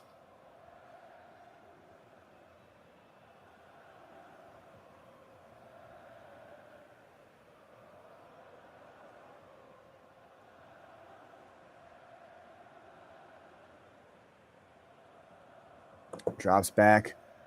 Fakes the handoff. And it's picked off. That's a huge interception. And it's going to get taken all the way back for the touchdown. Waving to the crowd on his way in. The fans are loving it. That's a huge play. Carnell Malone brings it all the way back with a cheeky wave. 39-yard interception return. And that has flipped this game on its head. They're just going to kick for one and make this a 2-point game.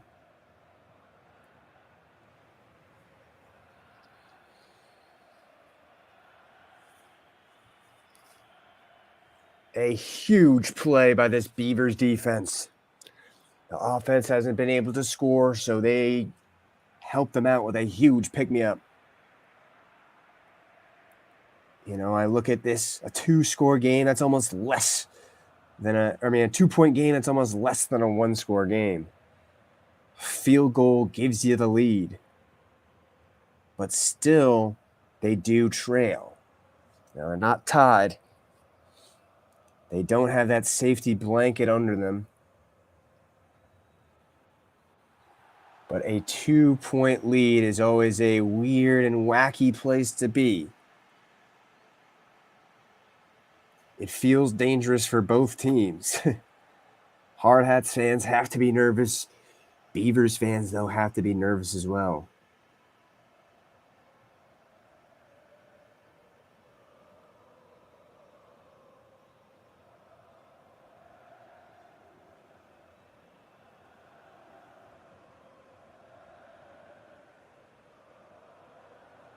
Devin Johnson looks left. Oh, but he throws it a little bit too far to the left, throws it out of bounds. Receiver didn't have a shot there. Still deflected.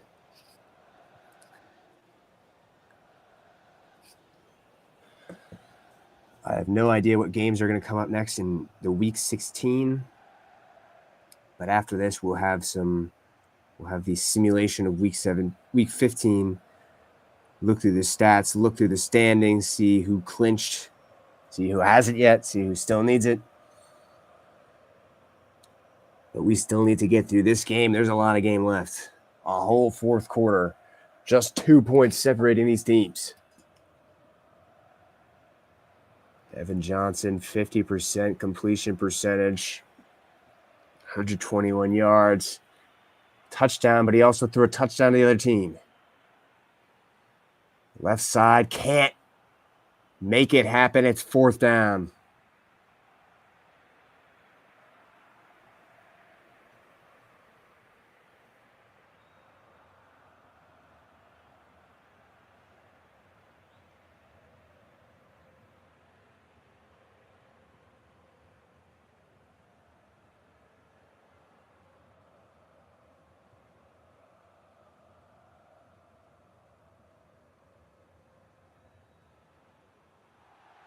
High snap on the punt.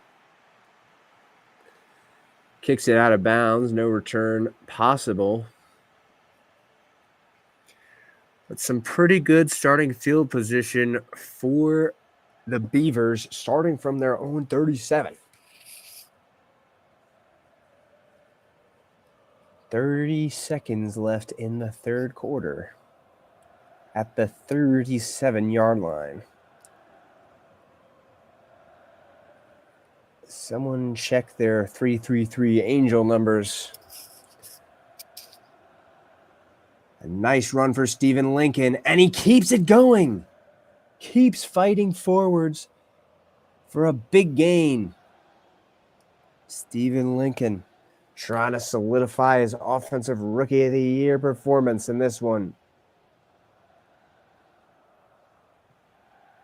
8-yard gain on the run. Do they go back to the young running back? Lots of men in the box here for the Hard Hats. They will run it back up the middle. And a first down for Stephen Lincoln. That'll take us to the fourth quarter.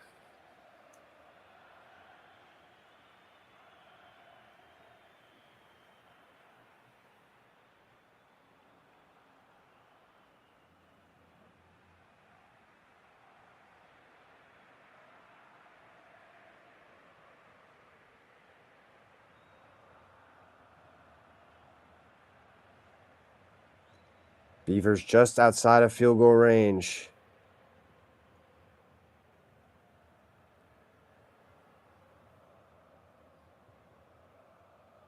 Looking right, finds a man dragging across the field. That will put them at the cusp of field goal range at least.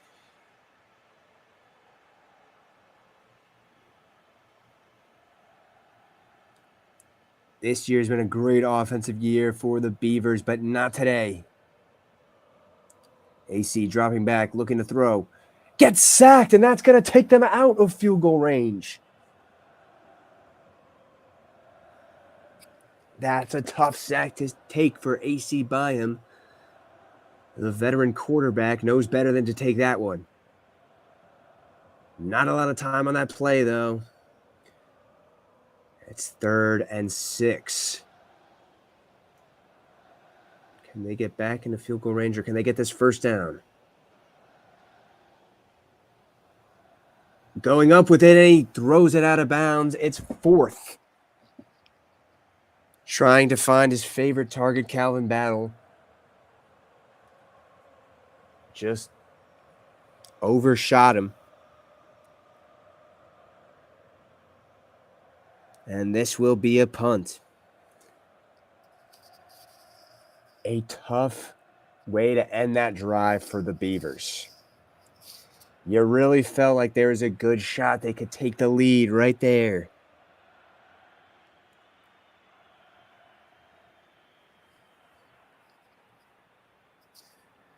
But a touchdown here could very well put this game away.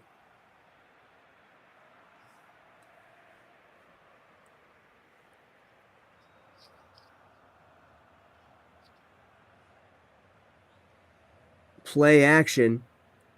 Oh, looking across the middle.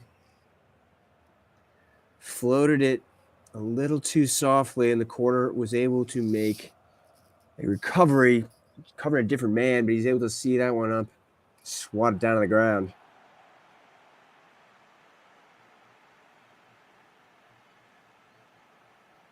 Devin, not a bullet passer, but he does have a large loop on him. You give him that shot. Dropping back. Passing right. Ooh.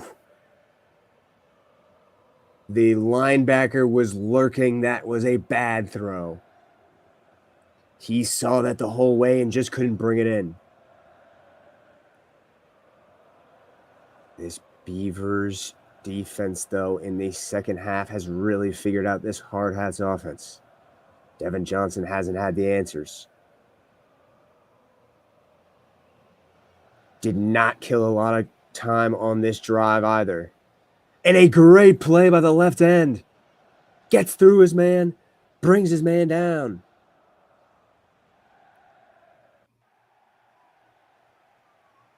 Two-yard loss. And a tough drive there for the Hard Hats. Still leaving the Beavers with a chance to pull this one away.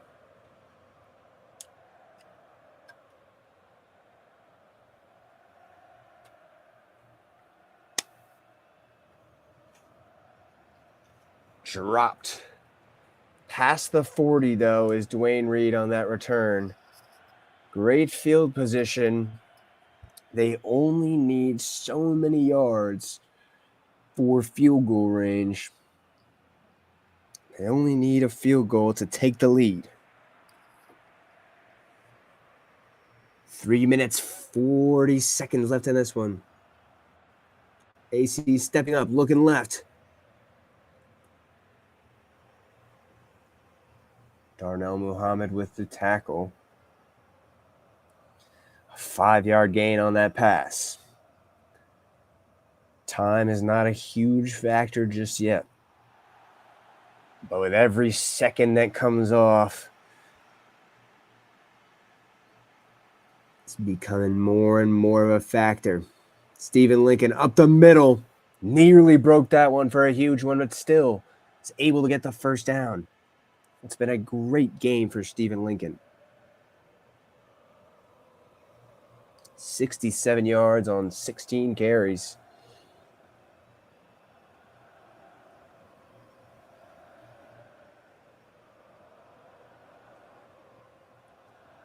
A tough passing game for the offense, that's for sure. AC has not had it all game. Stephen Lincoln carrying them.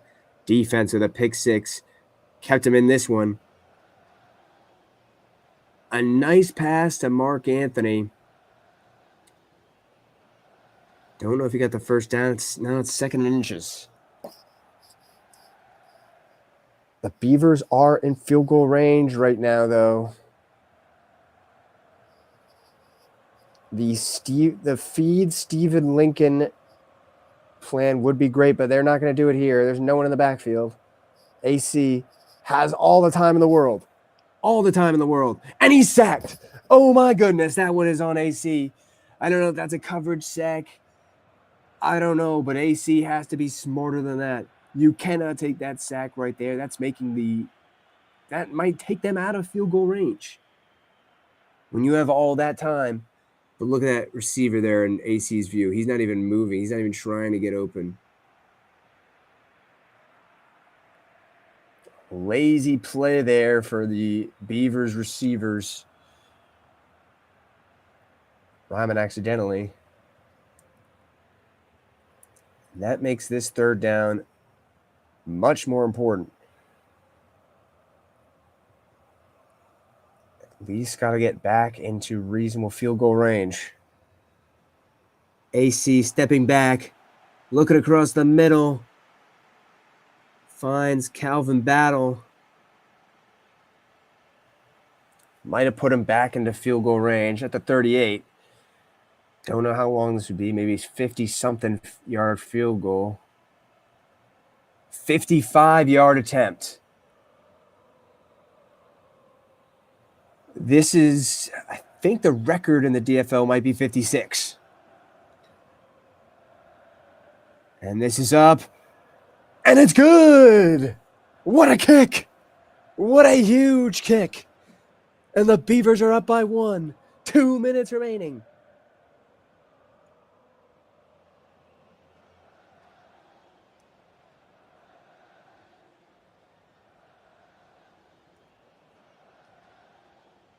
The hard hats. Unless this kickoff takes a long time. Although it probably won't, looking like this.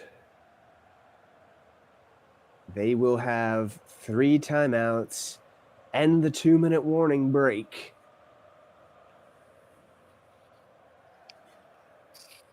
To get into field goal range, really. Only down by 1. They do not need the touchdown. But they would love for this to be the last drive of the game.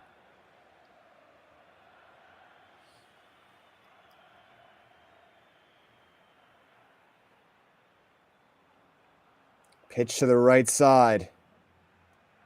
And a nice run there. Looks like the Beavers were really expecting the run. Alex Mays. Not the best running back in the league, that's for sure, but trying to do his part in this game.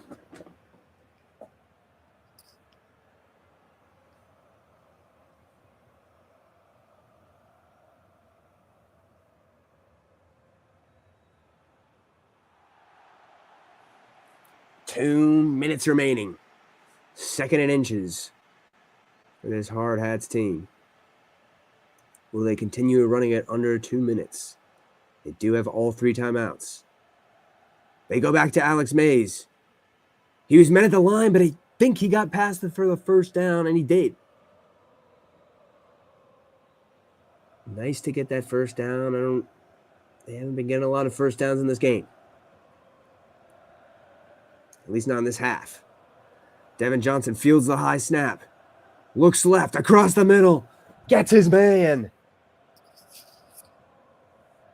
At the 40, their own 42 now. Time is ticking away. Definitely a factor at this point. Both teams at 3 timeouts. Ooh, looking across the middle. Lucky he threw that one a little low. Bounces off the defender's shins.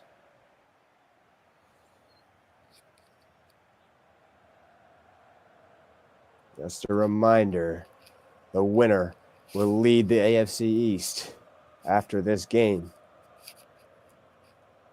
It's all up in the air at this point. Could be either team. Beavers lead by 1, but a nice catch. Not enough for the first down, though, and it's 3rd down. Although right here, you're playing with 4th down in mind. The ball is on the line. They just used their first timeout. Stop the clock. They're going to go to the air for this one. Look across the middle, and they're going to have a man. At the 35, they're definitely in field goal range at the moment. Beavers are now using their timeouts.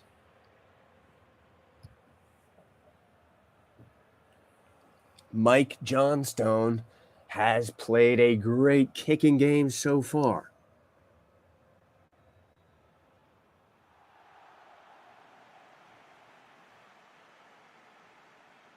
Handing it off to Alex Mays, and he goes nowhere. Another timeout for the Beavers.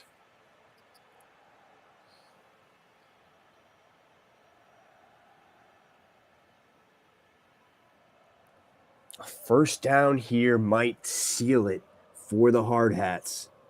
Give them back the lead in the AFC East. Beavers have been chasing them hard. Devin Johnson backs up, throws a screen pass. Oh, and he trips over the down man. The man that got pancake blocked, laying down on the ground. He doesn't see him, and he trips over him. He had some space. Could have maybe gotten for the first down. Wonder if they keep the ball on the ground here. Looks like they will. And it looks like they're going to get the first down.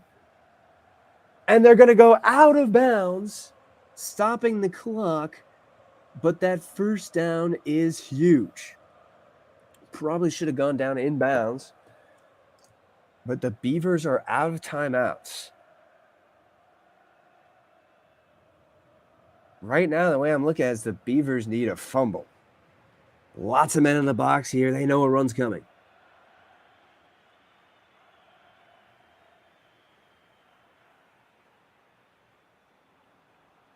Up the middle. Gets back to the line. Gets an extra yard with it. It's 2nd and 9. Hard Hats rushing back to the ball. I don't know if that's the play here. Pass across the middle. They keep rushing back to the ball. This is interesting. This is an interesting strategy here. Beavers player is a little out of position, though. Devin looking around field. Incomplete pass. Wow.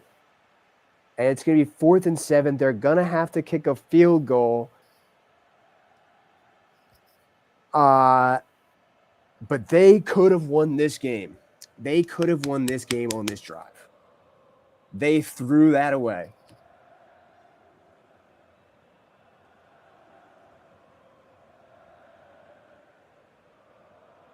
Michael Johnstone nails the kick, takes the 2-point lead back. But oh boy, do the Beavers have a shot here. 49 seconds.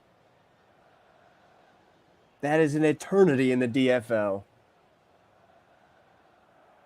If they do one of those squib kicks here, the coaching is suspect. I'll tell you that much. They do a squib kick here. What the hell is going on? Oh my God. And Dwayne Reed returns it to their own 40. This could be one of the biggest chokes I've ever seen in my life. The Hard Hats are holding on by a thread. And the Beavers have a shot. Dexter Moss, one of the best deep threats in the league. He'll be on the right side of your screen. Don't throw it to him. They throw it out of bounds, not able to stay in bounds. 2nd and 10. Hard Hats fans sweating. Beavers fans sweating. Absolutely nobody in the stands is dry. They're all wet. AC takes the snap in shotgun. Lots of time. He has a man. He has a space. Out of bounds. No way. Are they going to booth review this catch? They will. He might have had both feet down. Mark Anthony.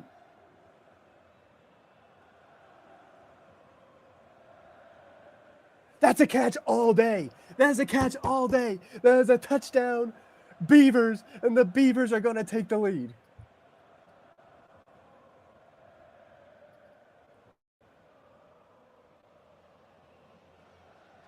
Holy shit. It's reversed. Touchdown, Beavers. Beavers are going to go up by... Oh, they're up by 4 now. Going to go for 2. Try to get to a 6-point lead. No reason not to. But it's no good. 34 seconds.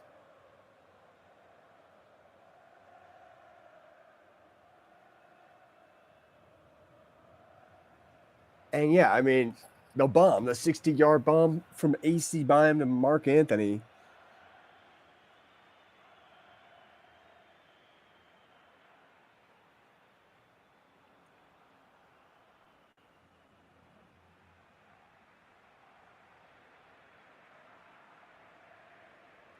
And a squib kick here.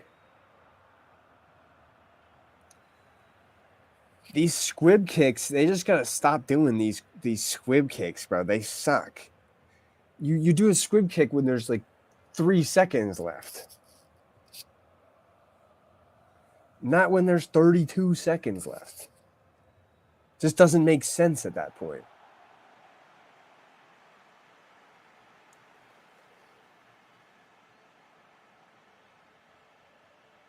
But Devin Johnson has a chance to bring this one back. Not with plays like that, I'll tell you that much. 1 yard loss on the play.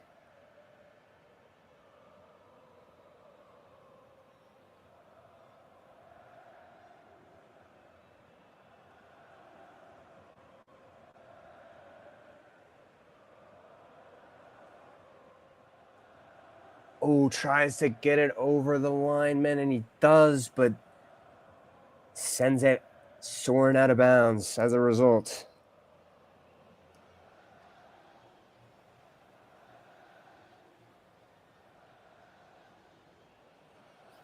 Third down here.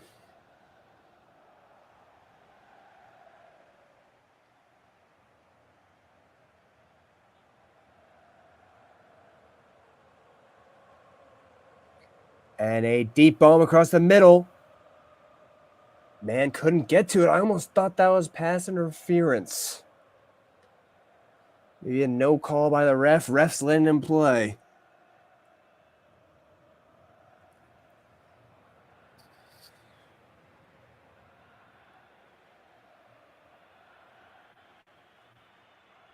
Devin Johnson. Game on the line. Finds a receiver. Can't get there. Game over. Beavers are going to win it.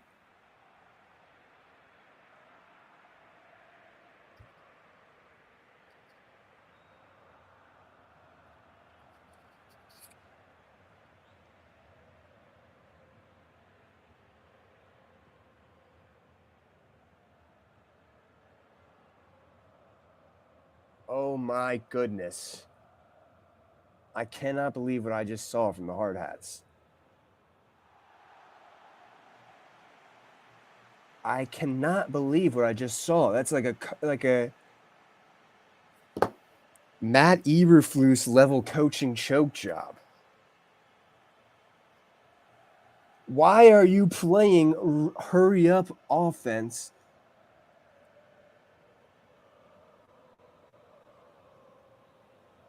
Down 2 at the 20-yard line.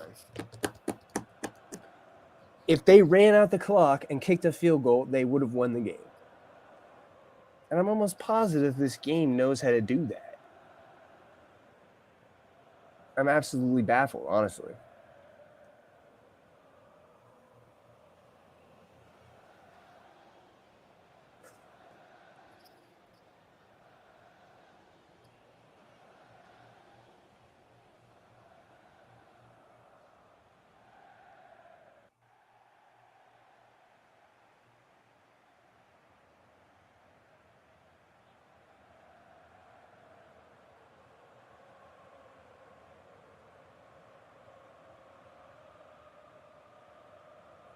That's going to be the game.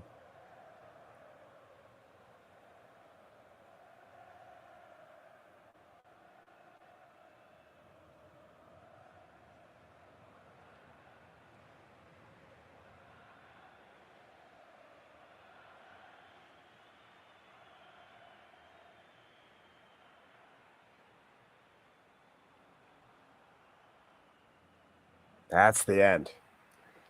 Wow. Wow. The Beavers are hyped, and I don't blame them.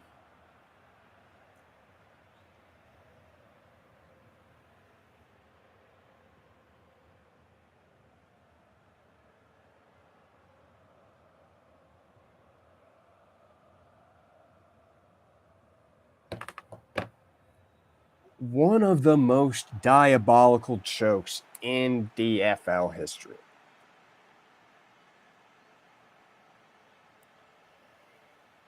There have been some bad ones and there have been some crazy games, but that was pure idiocy. I don't even know what to call it other than that.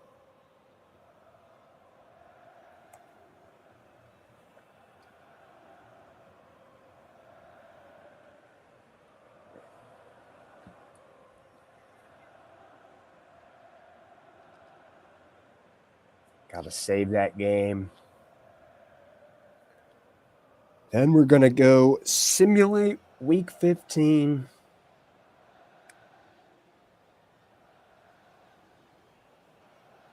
Go through the stats.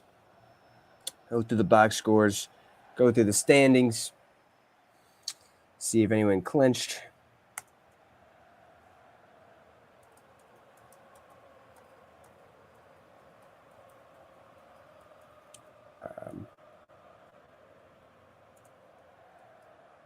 Then we'll go to week 16, which I will not be commentating. I'm burnt out for the day. I don't want to do it anymore. I want to play Dark Souls.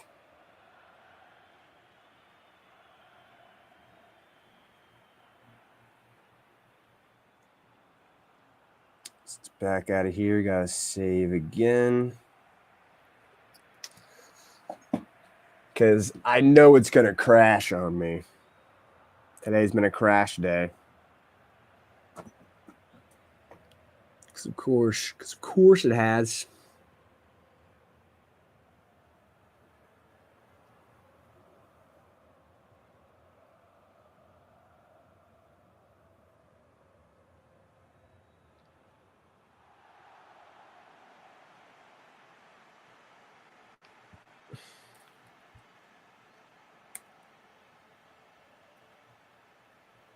Let's go through. Yetis decimate the airstrike in a huge game for them. Airstrike definitely out of it now, if they weren't already. Sad year for the airstrike fans.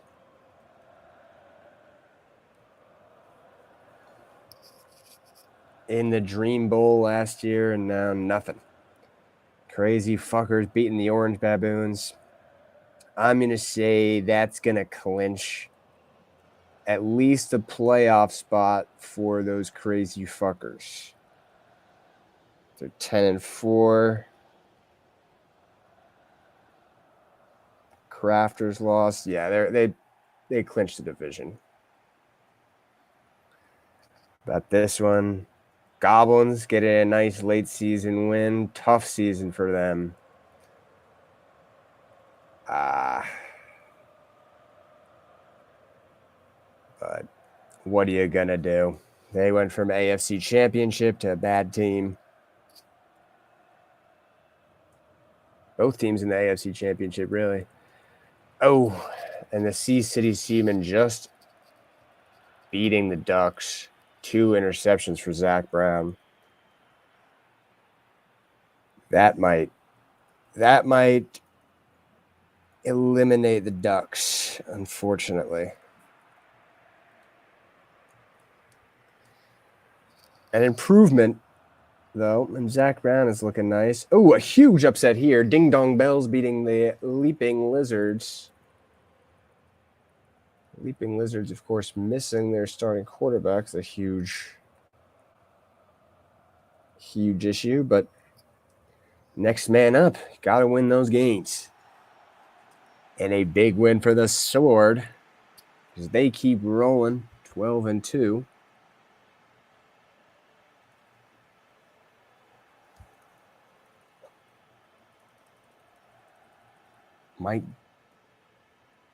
Might guarantee him the 1 seed. We watched this game, a tough game for the Holy Men. Wayne Lawrence coming in, getting his revenge. And the first ever real sort of DFL revenge game.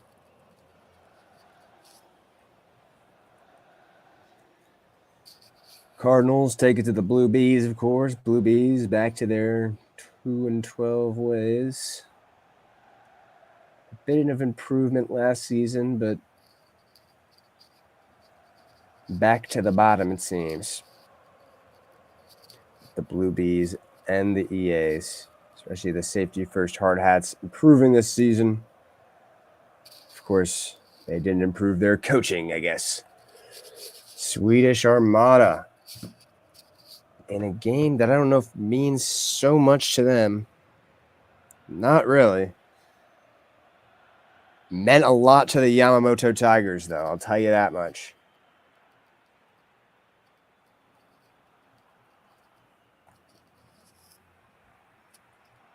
Veggies can't beat the Howlers. Howlers keep winning. They're in the playoffs. Let's see if they can win some playoff games now. Bill Gonzalez and the Wolf Moon Howlers, known to be chokers in the playoffs.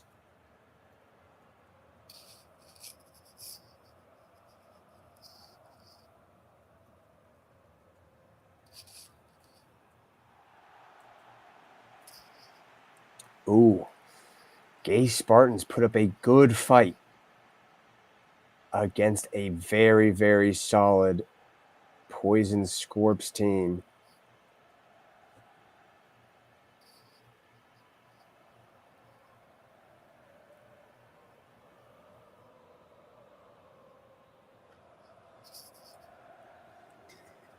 The Schfucks beat the ABCs. The Schfucks are on a roll right now.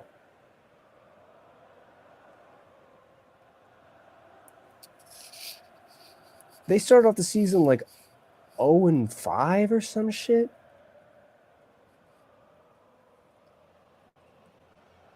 They are on a crazy roll.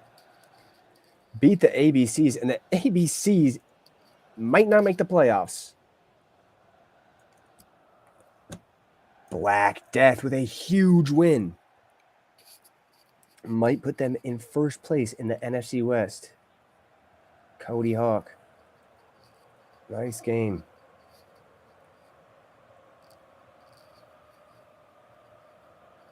Maybe not that nice of a game, but got the frickin' win.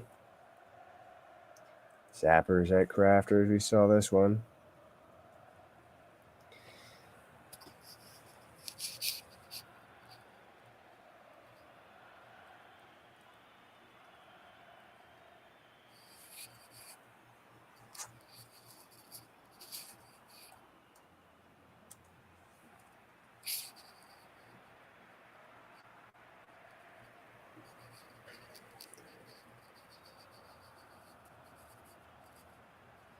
Blah, blah, blah, da, da.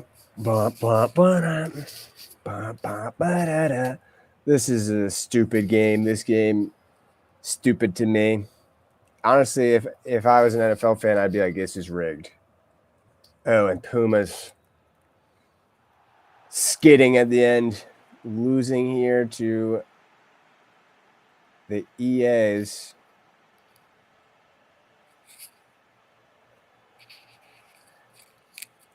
Never a good look.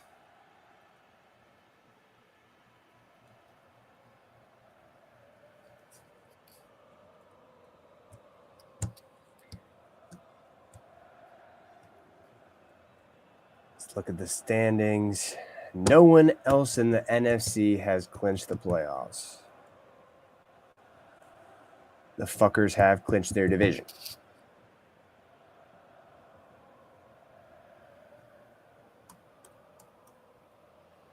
Holy Men and Yetis still holding down the wild card. And Beavers leading the AFC East. NFC, I guess, is just wide open.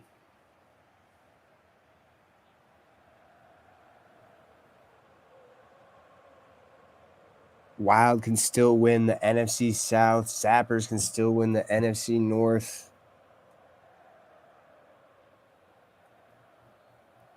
And then the West.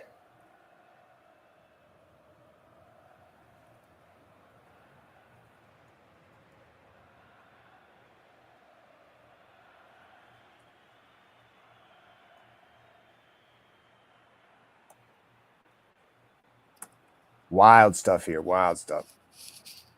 Zappers at Wild. That's a good game.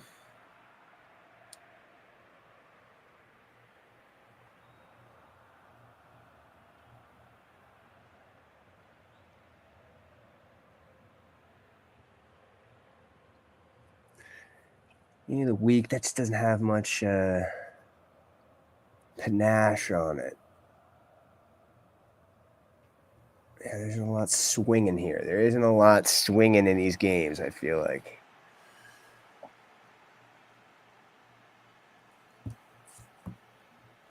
I'm going to go with Schvucks at Spartans. I think.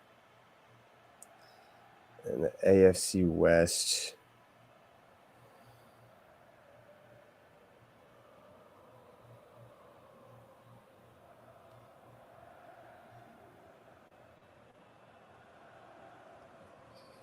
Yeah, why not? One of these teams go to 8-7. Make something interesting. Probably not going to start up, though.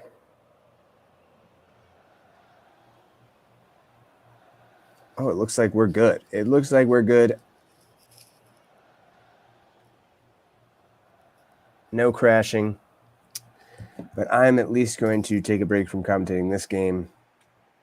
Might be back in a bit, but I don't know. See you later.